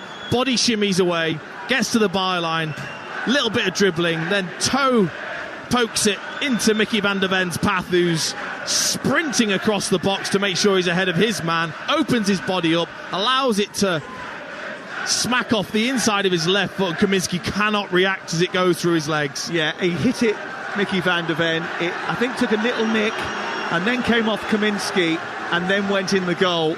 It was too hefty from van de Ven. He couldn't prevent it. But Maddison, that was sumptuous, wasn't it? It's what he's all about. Great balance, great determination, darting along the byline and producing the ball, which van de Ven couldn't help but put home. And van de Ven has scored. And Tottenham Hotspur lead away from home by 1-0, despite only having 10 players on the pitch. Luton looking to respond with Nakamba into Jacob Brown down the right-hand side. It's played out further, and the cross from Burke doesn't come in, so it goes back to the right edge of the area, and Ogbeni. He then sets it up to Nakamba, down into the edge of the box, gets the return pass, and then stretches for it. He's a little bit late on Pedro Porro. And it's going to be a free kick just in front of the 18-yard box. So we've played just 54 minutes, and Tottenham Hotspur haven't taken too long to get on the score sheet. We thought that the set pieces might be dangerous from Luton today, but the Tottenham goals come by that method. But when you get to this sort of level, you can be set up defensively, you can be ready for a set play, but you've got individual players at this level that can create from nothing. That if you're not absolutely focused defensively, he can turn you, he can dribble past you, he can open a defence up, as Maddison did there. He's having a wonderful season already in a Tottenham shirt, and he totally created that all himself to lay it on a plate for Van de Ven. And it's 1-0 to Tottenham Hotspur, who, if it stays like this, will be heading back to the top of the Premier League for the first time since August 2022. And they had a good start to the season last campaign, Tottenham Hotspur. But no one will be getting carried away just too yet about the points they've put on the board. They've shown a bit of resilience. They've come to this old antiquated stadium, this new host of Premier League football, and despite the fact they're down to 10 players, they've managed to nudge themselves in front. They managed to come from behind last week and got a little bit of luck from the VAR, and I don't think that until we get into the dark, bleak midwinter, anyone will be discussing title challenges amongst Tottenham Hotspur, but they're going to be up there. They're going to be fighting for something this season. I think the fans will be satisfied just if they try to get into the Champions League after finishing 8th last campaign. Here is Adebayo towards the edge of the area, comes back out and cleared away by Tottenham. It's tossed back into the far stick, and Doughty swipes his left foot at it as it comes over Porro's head, and he swipes it through the 6-yard box and well away from goal.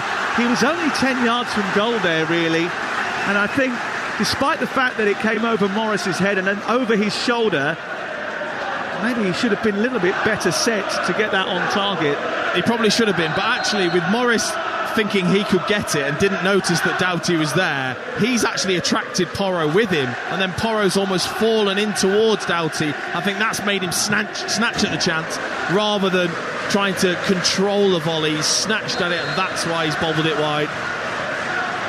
Another good chance for Luton Town. Adebayo missing that chance from 2 yards out right at the beginning of the second half. And then another opportunity which has gone against Luton Town, the home team. And now they've got a problem here for Mads Anderson, signed in the summer and who's in the team because of an injury to Amari Bell. He's got a knee problem and he's having a real issue on this near touchline. And treatment is forthcoming from the physio as a result. 1-0 to Tottenham Hotspur. 57 minutes played. This is the first meeting between the two in any competition since a goalless draw in the top flight at Kenilworth Road in March 1992. Do you remember what you were doing in 1992? Me? You were at school, weren't you? I was 9, yeah. Peter Streaves was in charge of Spurs. David Pleat was back in charge for a second spell at Luton Town. His connection between these two teams goes back a long way. He's been a constant resource for both clubs over the last 40 years, and he is a very well-connected resource, is David Pleat. I know that he wasn't too well a couple of months ago. We wish him all the best. He is a proper football encyclopedia. It's the kind of bloke you bump into in a canteen at a football match, and he'll tell you everything about anyone who's involved in the youth teams of both the two teams that are playing. He knows everything. A brilliant scout, a great eye for a player. Here is Porro in the right full-back position, tries to pull it down the right touchline, blocked by Nakamba, goes out of play. There's a problem here for Anderson. He's going to have to be substituted, and Tedem Mengi is going to play in his stead, coming off the bench, the former Manchester United defender. Yeah, he's going to play on the left. I thought Reece Burke might come across and play on the left-hand side as Mengi played on the right in the last game. He's gone to the left. Yeah. I think he was just about to trot over to the right-hand side, and Tom Lockyer, who's the captain, just dragged hold of him and said, no, you're going this side, fella. Maybe that will change in the next few minutes, but they're not going to allow that change to happen yet. The coordinates still need to be adjusted. Ball flicked in by Maddison to the edge of the area. Burke away. Chested down by Ruddock and Panzu, who manages to get it up towards the halfway line, and Van der Ven steers it back to his goalkeeper Vicario, and Tottenham will be able to clear. Leading by a goal to nil. We're about to hit the hour mark, live on Talksport, round our grounds and getting the team news in just a second. Doughty's won it back, turned it into Adebayo. He's got Brown to his right-hand side. That was the ball. He's gone to Morris instead, who's gone on the outside of the defender. Played it through the centre of the 6-yard box, saved by Vicario, and Tottenham managed to get it clear. Well, there was a difficult chance for Carlton Morris to try and steer that goalwards from a very tight angle, but it was a good, strong left hand from Vicario. Yeah, he did really well. Kept his angles. Vicario didn't commit himself. Ball into the centre. Goes splashing through the 6-yard box. Doughty keeps it alive. And Morris can't get there. It's spilt inside the box. The referee's given an offside flag anyway. And then there's a bit of afters between Adebayo and Christian Romero as the ball was loose inside the area. Vicario thought he'd claimed it in his hands, and then he felt he was kicked by Adebayo, and that meant that the ball was spilt out into the penalty area. Vicario just making sure the referee is aware of that.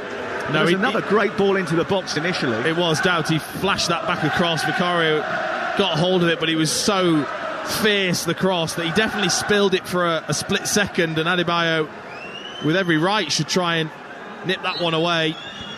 And that's why there was then the afters because of it. But they're going to get it wide, aren't they, Luton, as much as they can, and look to get those crosses in. Ball cleared away by Vicario. I did get quite a few text messages about our tissue and hanky chat in the first half, by the way. Someone saying that my dad used to tuck a hanky into a wristband of his shorts whilst playing football, as in actual amateur matches. I think he was alone in this.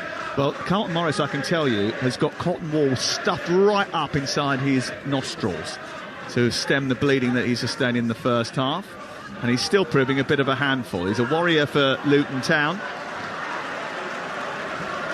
And he's got to try and help his team get back into this game, because Tottenham, despite being down to 10 players, lead by a goal to nil. Live on Talksport. A little bit later on today, we'll take you around the grounds with Adrian Durham. Tomorrow, Arsenal against Manchester City is the venue for the Sunday session. Crookie and I and Perry Groves will be live from the Emirates, 1:30, bringing you all the build-up and to that game and all the goals as they go in from around the grounds in a huge day for the Premier League tomorrow. Here's Papsar, edge of the Luton D, moves it out towards the right-hand side, and Porro tries to bend the ball towards the far corner with the outside of his boot, and it was coming back and coming back and coming back, but not quite able to sneak in the far post.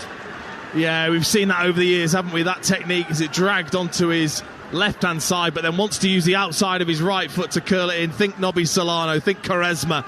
That kind of outside of the foot, Modric into that far corner.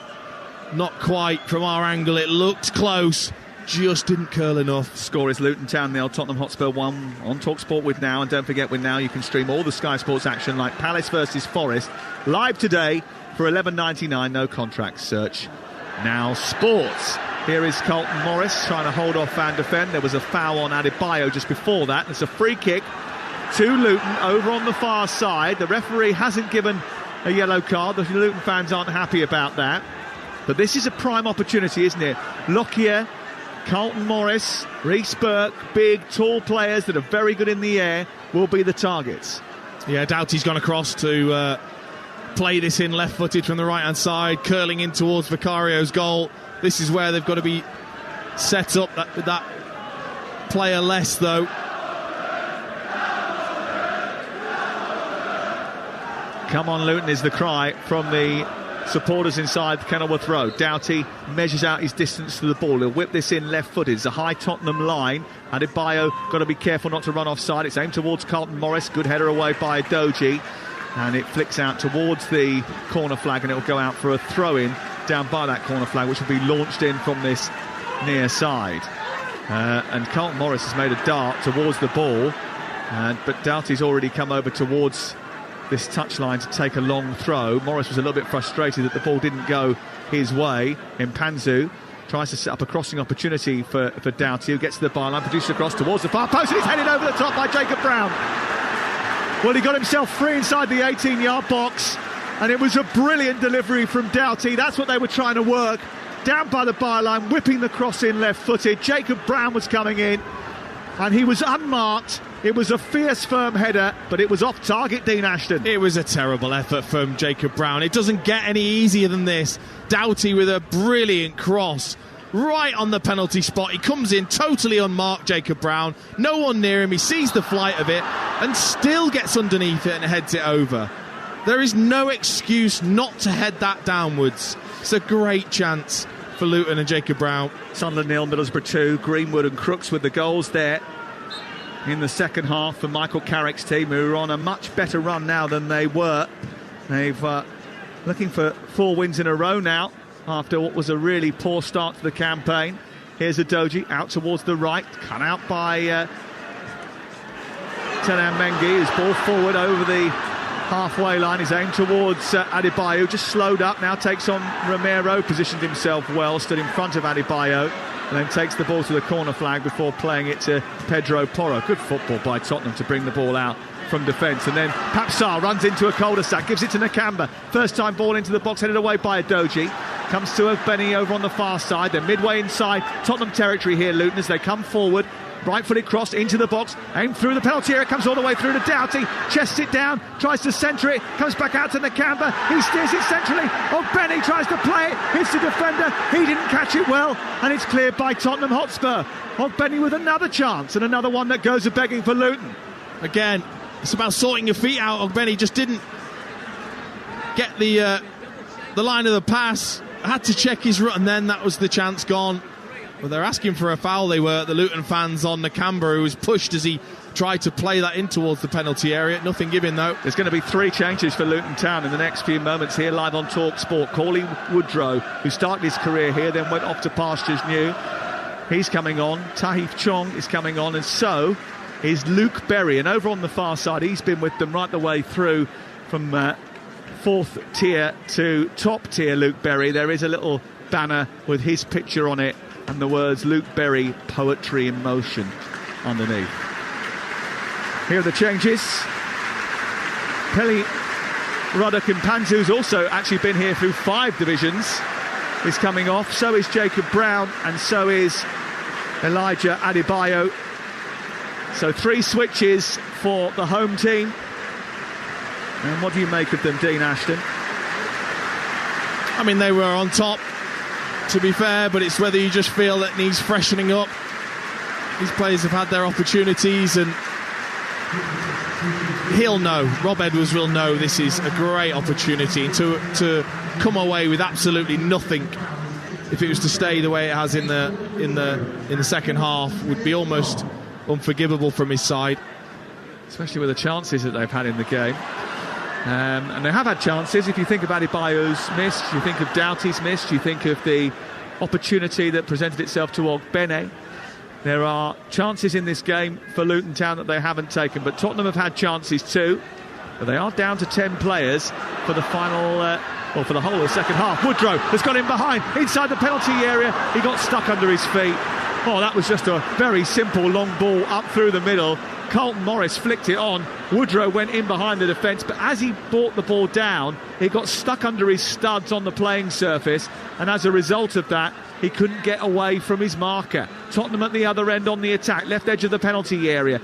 Madison into Kulusevski, looks for a wall pass, can't get it back. And then Ogbene brings it clear. He's challenged by Højbjerg, but he outpaces him. Goes down the right-hand side, continues to run away from him. That was a late challenge by Højbjerg, he's going to get a yellow card. He just had to let him go. Did he not see who he had behind him? Mickey van der Ven, who's transformed the Tottenham defence in terms of pace. He carries one of those tanks from Fast and the Furious cars, Mickey van der Ven. Just recognise that, Højbjerg. Recognise that you've got a player with so much pace behind you to bail you out. You don't need to give yourself that yellow card. It's a stupid decision. He's the quickest centre-back in the Bundesliga last season, clocking up a top speed of 22.3 miles per hour, Mickey van der Ven. And as Dean was saying, he's got a 4-litre engine, and he was there on the cover. It was an unnecessary challenge, which has generated another set piece, a set piece that they love, Luton Town. Cauley Woodrow just looks over his shoulder at Carlton Morris. The ball to be sent in by Doughty, left-footed, aimed in towards Morris again. It's too high for him. And it goes over the top of his head and flicks behind and away for a goal kick, away to our left-hand side. Right, OK, let's head off around our grounds in the Premier League, because we're going to be taking you up and down the country with Adrian Durham in the not-too-distant future. We're going to start at Turf Moor. It's been a year since Chelsea have won back-to-back away games. Can they do that today, Steve Hobbersall? We'll find out. Vincent Kompany making 4 changes after Burnley's first win of the season. Vitinho, Tresor, Delcroix and Audebert start. Importantly, Lyle Foster is up front. In terms of Chelsea, after a big goal at Fulham, Mudryk doesn't make it into the Chelsea 11. He's on the bench. Raheem Sterling replaces him today. Burnley versus Chelsea at Turf Moor. Everton against Bournemouth, a key game at Goodison Park. If Everton don't beat the winless Cherries, then they'll really start to panic Matt Jones. Well, they make one change from the defeat to Luton last week. Jack Harrison comes in, his first Premier League start for the club, replacing Amadou Onana. Bournemouth in just as much trouble. 2 changes for them from the 4-0 defeat to Arsenal. Max Aarons and Justin Kluivert replaced by Adam Smith and Dango Ouattara. It's Everton against Bournemouth. 20 minutes to go, live on Talksport. It's Luton Town 0, Tottenham Hotspur 1. The ball on the far side with Kulusevski for Tottenham on the attack. Luke Berry tries to intervene, and Tom Lockyer steers the ball away from defence and then launches it downfield for Morris to chase. He's in a footways with Romero, who does brilliantly to dive in and push the ball out over on the far side. Brilliant side tackle. So we can go off to the game at Craven Cottage. Fulham's home record taking a few dents already this season, but they might see the visit of the Blades as a chance to put that right, Alex Crook. Well, it certainly has the feel of a must-win. Both teams make 3 changes. Fulham bring in Iwobi, De Cordova, Reed and Vinicius. Out go Jimenez, Wilson and Reed. For Sheffield United, Trusty, Basham and Norwood are the players who deputise for Egan, Robinson and McAtee. It's Fulham against Sheffield United. Yeah, it looks like John Egan's going to be out for a little while as Reece Burke progresses down the right-hand side. Challenge from Maddison. The ball goes out of play. It's away for a corner. And another big moment for Luton Town, who are going to look to try and craft something once again. We'll get team news from Old Trafford in just a second because we've got commentary on Talksport too, but we should stay for this corner in front of the Kenilworth Road stand away to our left. Alfie Doughty goes over towards the far corner of this tight, compact little ground. He places the ball in the quadrant. Morris, Mengi, Lockyer and Mads Anderson are congregating on the penalty spot, looking to burst away as the ball comes in, left-footed. It's aimed in towards Morris, who gets there ahead of Vicario, who missed his punch, but the ball still deflected out towards this near side, and Kulusevski runs it clear over the halfway line. Adoji trying to get the better of Mengi, who sees it back to his goalkeeper. So off to Old Trafford, where Manchester United have lost the last 2. Can they welcome back any of their long list of absentees today in Danta? No, they can't, but they do give a start to Harry Maguire this afternoon, who hasn't played a starting match in the Premier League since the back end of last season. Johnny Evans also brought in. Hannibal and Varane drop out from the Champions League defeat to Galatasaray. That presumably means Amrabat will move into midfield from left back. 2 changes for Brentford as well. A change in goalkeeper. Thomas Strakosha is preferred to Mark Flecken, and Mads Roerslev comes in for Keane Lewis Potter. So it looks like Brentford will go 3 at the back at Old Trafford. Manchester United against Brentford. And Dance and Perry Groves will bring you commentary of that game over on Talksport 2. All you have to do is download our app, and you can flick between the 2 stations. Adrian's here giving you all the goals as they go in, or you can ask your smart speaker to play Talksport 2. Corner to Luton, over on the far side. Doughty to take another one, in towards the near post this time. Up there was Morris, but it's away by Romero before it can even reach the former Norwich man. It's back towards Tahith Chong, who takes it wide on the left, produces a cross deep towards the far post. Woodrow underneath it. It reaches Burke at the far post, set up for Ogbeni, who hits it against Højbjerg on the edge of the area, and the Luton onslaught continues. Doughty down the right hand side, cutting on his left foot, tries to bend it in the far corner. It's narrowly over the top after a deflection, and it's out for another corner, but they're ramping up the temperature. You can see Lockyer flying his arms in the air, getting that crowd going behind the goal. Doughty this time, rather than being unselfish and looking to cross it, just jinked inside onto his left foot, looked to whip that into that far corner. Pedro Porro, brilliant, sticking out a leg just to deflect it over. Doughty to take the corner kick on this near side. Tottenham down to 10 players as Doughty swings it in towards the centre of the 6-yard box, away by Van de Ven, plays it against Bissouma. Half-hearted claims of handball. There's a problem here for Luton because they've committed a lot of bodies forward, and Tottenham are on the break, and Son's going through the middle of the pitch, and he's got a Doji on the left-hand side as Maddison. He's chosen a Doji, and Luton have done brilliantly to get back into position, and Son, who is free on the right-hand side now, is being tightly marked by Cauley Woodrow. He's still got it inside the area, right-hand side, trying to cut in past Woodrow. Woodrow intervenes and manages to clear for the home side. Missed opportunity. Oh, big time, big time. Madison's ball was just overhit, wasn't it, to Adoji? Otherwise, he then could have fed Son pretty easily. There's a big chance on the break that for Tottenham. 17 to go, 1-0 to Tottenham at the moment, heading top of the Premier League. And it goes back to Tahith John, who picks it up and looks forward. And Luke Berry's on his bike through the centre of the pitch. They decide to go out to the right instead to Ogbeni. On comes Carlton Morris, who runs through the centre. Maddison comes across, does his defensive duty brilliantly, and turns out towards the far side. And then, I mean, it's just superb. Defensive work was brilliant, and then the ball up to Adoji was absolutely superb as well. And now they've escaped on the counter-attack, and he's taken it over halfway, Adoji. Brilliant play all round from Tottenham Hotspur. No, that's a different side to Maddison, definitely. Defensively, getting himself back there, being nice and strong against Ogbene. Reading what he wanted to do, go down the line. He just put his body across, and then he was cool and calm enough to just give his defence a breather, and he's back on the ball again. He's been terrific again today as James Maddison, and despite the fact that his team are down to 10 players, always interesting to see who a manager turns to. Many moons ago, usually it's the number 10 that gets dragged off, but not today. There's no chance that they're going to take him off the field of play unless it's entirely necessary. 2 changes, Skip and Emerson Royale are coming on. Just trying to work out who's coming off. One of them, I think, Son and Maddison, I think. Was it Pedro Porro? No, he's coming over towards this near touchline. And now with 15 minutes to go, Maddison is coming off. And the armband from Son is going to go to Romero. They're going to go to 5 at the back here, I think. Son and Maddison off. And as they rather sarcastically chant at Maddison, a little swear word, which I won't repeat on national radio.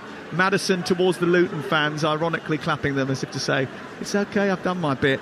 And off he goes, and Skip and Emerson Royale come on to stiffen up that defence in face of what has been actually quite a wave of Luton pressure. Yeah, I think as well, just the amount of crosses that are coming into the box. I think that extra player at the back is needed. Morris flicks the ball on Benny, trying to get the better of Adoji over on the far side. Woodrow then plays it on to Ogbenny again, who can cross in left-footed towards the far post. It's towards Luke Berry, headed away by Emerson Royale, and then picked up on the edge of the 18-yard box by Højbjerg and cleared up into the air. Headed away by Tom Lockyer, sent down this near side, picked up by Pap Sarr, who's won the ball away from Doughty, who can't believe that it's bounced in his favour, and Sarr is galloping into opposition territory on the right for Tottenham Hotspur, who lead by a goal to nil. And then it's Højbjerg back into Pedro Porro, and they'll control the ball. And it's possession on halfway, Tottenham Hotspur. Yeah, they've got to try and do this a little bit more if they can, Tottenham. Maybe with that extra player in midfield now as well, with Skip in there alongside Højbjerg and Pap Sarr. Just try and keep the ball a little bit more, but still with that defensive structure for when Luton do attack and put balls into the box. Here's Basuma, who was sent off in the first half stoppage time. And that was a moment where the game became a bit more difficult for Tottenham, but they still managed to get themselves in front just 7 minutes after the break, despite being down to 10 players. Maddison involved in dribbling to the byline, pulling the ball back, and then Mickey van der Ven with a finish. He gets his first Tottenham goal as a result of that. Luton have had some serious chances in the match. Adebayo had a really good opportunity right at the beginning of the second half. Doughty's had a chance, or Benny's had a chance. A header from Jacob Brown, which went over the bar when he was unmarked inside the penalty area. Rob Edwards will look back at this game and see promising signs. But the problem is you can only see promising signs for so long before you have to start getting points on the board. I mean, he's tried something different, hasn't he, today? It didn't work in the first part of the first half. Looked a little bit better in the second part, but they haven't created as many opportunities as I thought they would in this second half. With the extra man advantage, they should be using that width. They should be getting more crosses in and more bodies into the box. And Tottenham have started to almost get more confidence, haven't they, with getting their foot on the ball? Well, they're playing more football, aren't they? I mean, there was a couple of times when they were rushing it slightly and inviting a bit more pressure, but now they're just keeping hold of the ball with a little bit more composure. And that actually is helping them open up Luton a little bit more. They have Adoji over on the far side. The last act for Maddison was to play a ball down the left-hand side, which is a little bit heavy. If he had actually found that pass, they probably would have got a second goal at that moment, Tottenham, on the breakaway. There's 11 minutes for them to do that, and they may well still feel as if that is an opportunity. And here is Pap Sarr into Oliver Skip on the halfway line. Emerson Royale. But there's still an opportunity for an equaliser from the Hatters too, and their never-say-die spirit is really something that oozes from the pores of everyone at this football club. Their financial muscle is small, but their strength has come from the collective defiance in the face of what they felt was unfair punishments a decade ago. There's a flag which is raised in the corner of the stand opposite us, which flaps in the wind. Luton Town betrayed by the FA, and that fight back in record time from National League to Premier League has been quite some resistance, and it hasn't been done with bags of cash. It's been thoughtful planning, and then they've worked their socks off, and determined behaviour has certainly helped them, and they've got to try and do that again here to come from behind. The ball into the box. Doughty's got it left side of the area, tries to take it past Skip, whips across into the centre, and Romero with an unconventional clearance puts it behind and away for a corner kick. I'm not entirely sure he knew where that was going to go. No, he just stuck out a leg, didn't he, and just patted it away with the side of his shin, but Doughty, he does so well. He doesn't even have to beat a player. He just kind of shifts it and curls it in or fires one in. He's been excellent on this left-hand side. Tottenham Hotspur heading to the top of the Premier League table with 10 minutes to go live on Talksport. Ball in towards the centre of the 6-yard box though. Morris tries to attack it, but it's flicked away well by Romero and out for another corner. No. Well, the referee's given a goal kick away to our left. I think some of the Luton Town supporters were surprised by that. I couldn't tell. No idea. There was about 15 bodies all in the 6-yard box, all going up for the same header. Taking off a defender now, bringing on a central midfielder.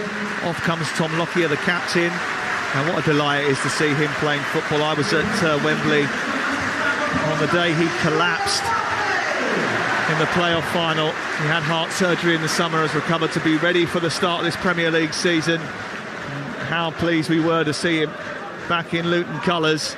He's off though for the final 10 minutes, and they've put on Ross Barkley just to try and add a little bit more grit and guile in the middle of the park. A switch back to a back four, I think, here, just to see whether or not they can craft another big chance to get an equaliser in this game, Dean Ashton. Yeah, obviously picked up an injury recently, but we know he's got the quality. It's where is he going to play? Is he going to play deep, or is he going to go and try and get in around the penalty area, because he's got such a good strike on him when he does get into that area. Tottenham are going to make a change here as well. And Ben Davies is going to come on. He's actually been quite good off the bench for Tottenham this season. He is going to replace, I think it's Destiny Adoji over on the far side. Yeah, he's been told to go off that way. He tried to come across. He isn't off the pitch, by the way, yet. He's still on the touchline over on the far side. And Ben Davies has gone all the way over there anyway. So Ben Davies has taken the place of Destiny Adoji. And Tottenham have made yet another change. It's still 1-0 to Spurs. Spurs, who took the lead thanks to a goal scored by Mickey van der Ven, but inspired by James Maddison. Know that there might be a late onslaught by Luton Town here, who have ramped up the pressure in the second half on their team. Has been down to 10 men since the end of the first half. Ogbene has it right side, tight in from the touchline. Lots of pressure from Hojbjerg, who pokes the ball onto Kulusevski. Kulusevski breaks away down the left, but the offside flag is up. Going to be a free kick to Luton. That was Kulusevski kicked that ball away over on the far side. He has to be a little bit careful. You know, is this a different side we're seeing to this Tottenham team that's constantly criticised for their weakness, their mental weakness? Well, I've been so impressed with Romero and Van der Ven, the heart of that defence. If they were to see this out against a battling Luton side that are raining crosses in, I think it would say a lot about where they're at. Well, if you think already this season they've shown that resilience, haven't they? In games like the one at home at Sheffield United, when they were going into the 90th minute, they were 1-0 down in that game. They won that game 2-1. If you think about the game against Liverpool, where they've had to ride their luck a little bit, they've come back from behind in the North London derby to get a point away from home. I mean, I wonder what Jose Mourinho and Antonio Conte feel looking on at this team. Antonio Conte, a constant complainer about the lack of resilience in this team. Ange Postecoglou's only been here 5 minutes and he seems to have instilled it. I can really imagine both of those two characters, you know, reflecting and realising that it was all their own doing. I'm sure that's what they'll be thinking. Are you suggesting they wouldn't have the humility to do that? But I'm sure it's not just about them, but it's the way that this team, this group has responded to Postecoglou, which has been so impressive and so quick, the turnaround. And you might say they've had lighter fixtures at the start of the season, but you can't argue with the numbers. Here's Doughty down the left-hand side, in towards the near post. Can they show that resilience and hang on here? Headed away by Hojbjerg, and then further cleared by Porro out towards the right-hand side, and then across on the halfway line comes Mengi to tuck it out. 6 minutes to go, 1-0 to Spurs. Rob Edwards trying to change things once again and get more ball in the middle of the park to bury into Ross Barkley to try and liven up proceedings. Tottenham taking their time. The score's Luton 0, Tottenham 1 on Talksport with Super 6.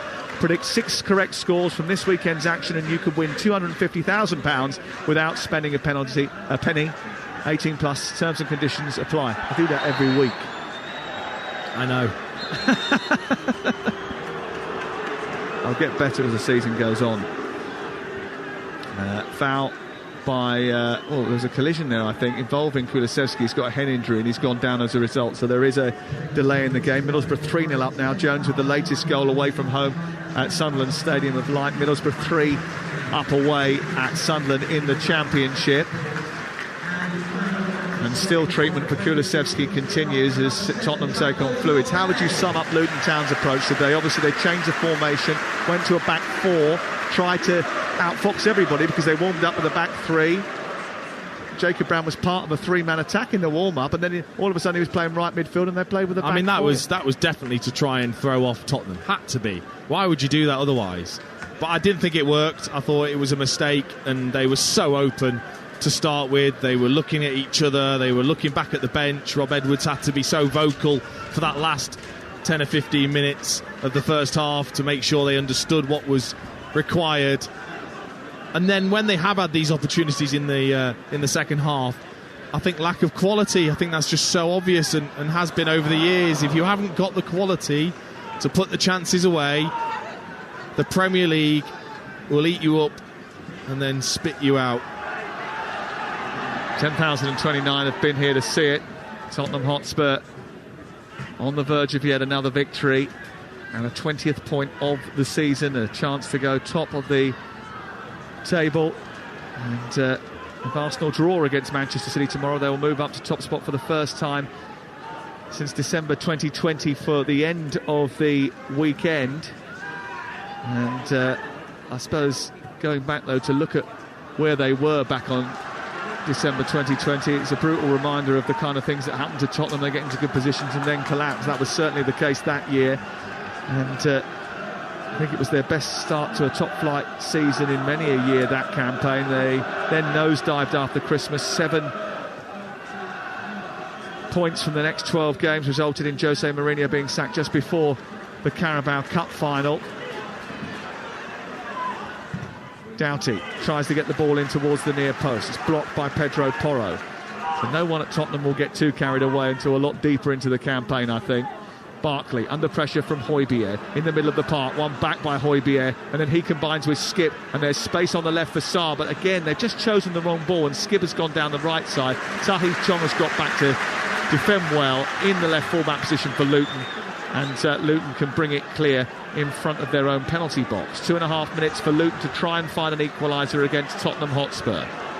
I don't think they actually wanted to attack there, did they? They were forced into it, Højbjerg and Skip. They didn't want to, though. Cauley Woodrow picks the ball up and travels down the right touchline, plays it into Ogbene, who's on the corner of the penalty area right side, attacking the goal away to our left. Those orange shirts flooding forward now for Luton. Woodrow into the centre, it's headed down by Doughty again. The quality wasn't there, just to find Berry. Instead he sort of flicked it half-heartedly down the left. It was just getting something on the ball rather than anything definite, and it's cleared away by Tottenham, who race up the pitch. Kulusevski holds on to it well. Again, they don't really want to commit anybody to attack, so they go backwards rather than forward, and they control possession with 2 minutes to go. I can see why Kulusevski has stayed on, because of that dribbling ability, and actually he's quicker than he looks, I think, Kulusevski. He gets away. He's done really well in that role. Tottenham had the opportunity to become the first team in Premier League history to score at least twice in their first 8 games under a new manager. But I think the fact that they had a sending off during the first half has sort of thwarted their attempts. But they may feel that when they look back at the early chances they had in the game, they could have certainly have achieved that feat today. But it's 1-0 going into the final few seconds of this game. Tottenham with Kulusevski as the lone man now up front after taking off Maddison and Son to protect their lead. Kulusevski gets beyond 2 defenders and dribbles his way into a really tight spot inside the penalty area. Davis trying to add an extra body in there, but the ball goes through the box, comes out to Sarr. He keeps hold of it well despite Luton pressure. Luton trying to get hold of the ball because they need to get it up the other end. Rob Edwards crouching down and looking a little bit stressed on the edge of the box as Skip tries to play it through the legs of Doughty. It bounces out towards this near side, and it's picked up by Porro, plays it against Moss Barkley, and it goes out for a corner, and the Tottenham fans love that.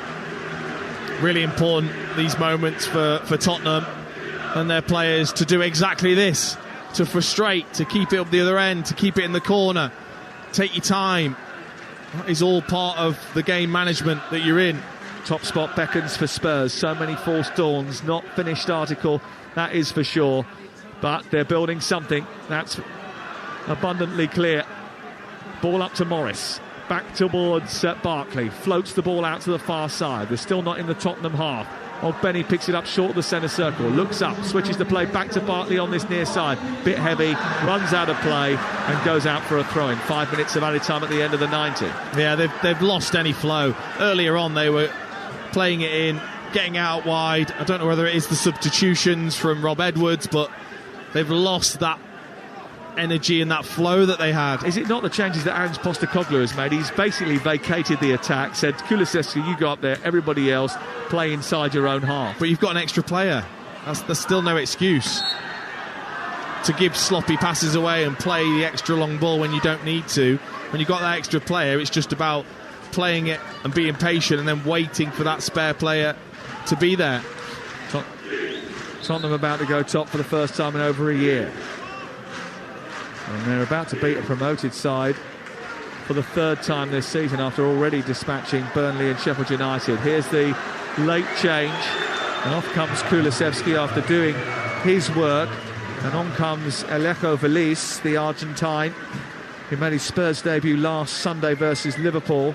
Under-20 striker signed from Rosario Central. Got 19 goals in 63 appearances in Argentine football. He's only 19 years of age. He's the latest change for Ange Postecoglou. And he won't be expected to do much for Lees.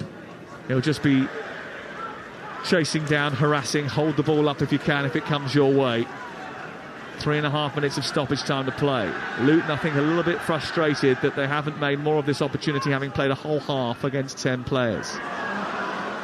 Van der Ven, the goal scorer, gets it back to Vicario inside his own half. He sends it long, forward by Nakamba, runs through to Ogbeni, and he poked it down in the left channel. Tahith Chon was trying to get back onside after putting pressure on the goalkeeper, and they just rushed it a little bit. Yeah, it's that panic, isn't it, now, when you want to have that opportunity, rush the pass, overhit it.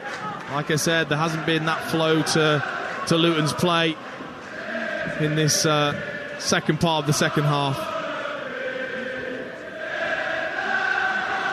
Felice down the right side, the Argentine for Tottenham taking it wide towards the right. He's a big, tall, strong striker, and at 19 years of age, if he's that big and that broad, imagine what he's going to be like in a couple of years. He's giving the Ashton frame a run for its money. Yes. You have to spend a lot of money to get to this size. I was more referring to your striking days. Ball cleared away. Up towards the halfway line. There's nothing wrong with you. You know. It is if I was a professional footballer now. Ball out of play on this near side. And there was a bit of a push on Oliver Skipp. And then there is a bit of a problem on the edge of the penalty area for Pedro Porro, who's gone down after a bit of a push. It's going to be a free kick for Tottenham. And Emerson Royal is going to take it 3 or 4 yards in from the right touchline. These are really tough moments, these early weeks of any Premier League season when you first get promoted. I've been there where you feel like you've had a good game, you feel like the chances are there.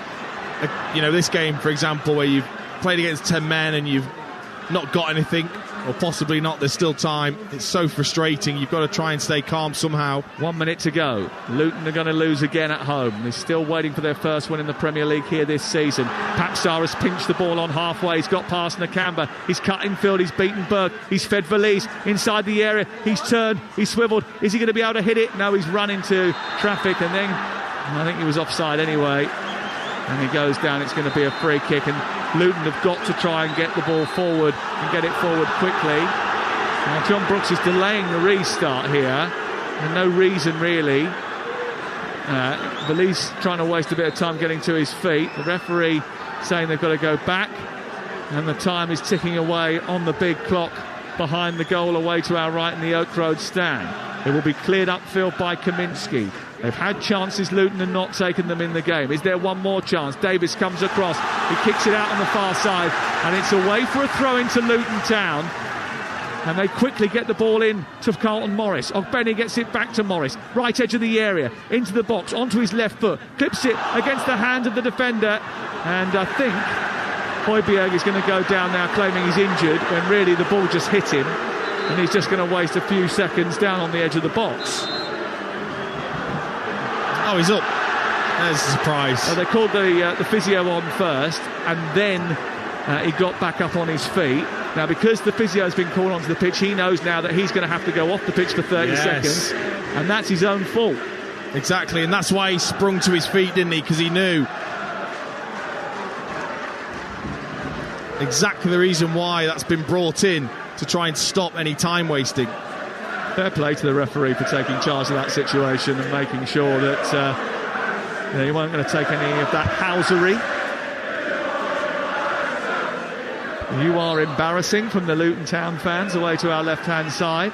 Remember, they were reduced to 10 players today, Tottenham Hotspur, because of the fact that Yves Bissouma was given a second yellow card for diving. But they've rode the storm. They've kept Luton Town at bay despite several opportunities and being down to 10 players for such a long time. And unless there's a mistake here, they're going to get away with all 3 points. Ball played down the middle. Vicario meets it. It's cleared away. Valise is coming back from an offside position, and there's one last pump upfield by Luton Town. Kaminski comes up to the halfway line to take the free kick. Everybody urged forward in Luton Orange. Can they get it forward quick enough? We played nearly 7 minutes of added time. We were only allotted 5. Morris heads it on. It goes into the penalty area. Away by Romero. Back to Morris, who sends it wide. Ogbene into the box. Attacking it is Luke Berry. It drops inside to Tahith Chong. He can't hit it. It comes back out towards the edge of the box, and Mendy fires it over the top of the crossbar. Romero celebrates. Tottenham celebrate. They know now the game should be done. And the referee blows the full-time whistle. Postecoglou's process seems to be producing, and it's producing their best start to a season since they won the double 63 years ago. It's a remarkable turnaround, bearing in mind that personnel changes are minimal, and they've lost one of the world's best strikers. But with the handbrake off and freedom restored and some resilience instilled, some of these Spurs players are starting to remind everyone of exactly how good they are. Luton were always going to struggle in these games, but they have fight and they have spirit, and they have a chance. They made opportunities today, but they lacked a little bit of quality in the telling moments. Spurs may well have a chance of returning to the top 4 this season, but they now are top for the first time since August last year. The big question now is, how long can they stay there? Luton Town 0, Tottenham Hotspur 1. Sam Matterface, thank you very much indeed. At the full-time whistle, some of the Luton players were just hanging their heads, exhausted, devastated that they were up against 10-man Tottenham, and they know that there was an opportunity. As Sam rightly said, there was a gulf in class in terms of the finishing, but Doughty's certainly one of the few who was on the floor there, wondering how this game got away from them. As for Tottenham, though, well, the fans are still singing "Tottenham, we love you." The players are still out on the pitch. The Luton Town players are heading over to their fans, applauding them. The fans are applauding them back. They had a really, really good go at this, particularly in that second half when Tottenham were in negative. But they weren't able to make the most of any of the chances that fell their way. Luton Town players going in one direction, the Spurs players going in the other, which is the direction of the away fans. It's become so customary, hasn't it? Under Ange Postecoglou, he makes the players go over and thank those travelling fans every single time. That's exactly what they are doing. This is a big, big, big win for Tottenham, given that they were down 10 men. It's how they managed it, Dean Ashton. That was the most important thing, wasn't it? It was. It's another area that they can build upon, another building block as part of their character building, I think, within the squad, and what Ange Postecoglou wants. I thought they managed the game brilliantly towards the end. Kulusevski, Pedro Porro on that right-hand side was so good. Papsar in the middle of the pitch, driving forward to release some pressure. You got two centre-backs, Romero and Van der Ven were immense. You know, it's different aspects now we're seeing from Tottenham. Yeah. It's a different way of winning today when they're under severe pressure, but they've come through it and they'll build again from this. Yeah, they certainly will. The away fans have not stopped chanting. The players are still there, thanking their fans for coming and knowing that the victory, I mean, could be irrelevant for 24 hours, but they are top of the league at the moment. It's a privileged position to be in. Of course, Tottenham, in my opinion, probably have a much longer way to go for that. But psychologically, even though Ange Postecoglou played it down, it's a very, very decent place to be in, considering how they finished last season and the change that we've seen in such a short space of time. It's happened quicker, I'm sure, than most would have anticipated, a lot quicker. But why not enjoy it while they're there? It's not like that they're not playing good stuff as well. I thought it was so good in that first half. Should have really been 3-0 up. And then they've shown a different side of themselves in the second half. So they should enjoy it, Tottenham supporters, because you know what they've seen today and at the start of the season is a refreshing change. Yeah, it certainly is, isn't it? OK, well, the Tottenham fans haven't stopped. The Luton fans starting to file out very gently, but they are still applauding their team. It was a really, really entertaining match, and Tottenham, as I say, go top of the table. 2 points clear of Manchester City, 3 clear of Arsenal. Of course, those two meet tomorrow afternoon in a huge game. So that is how your 12:30 kickoff has finished. They're in the Championship, of course. What a game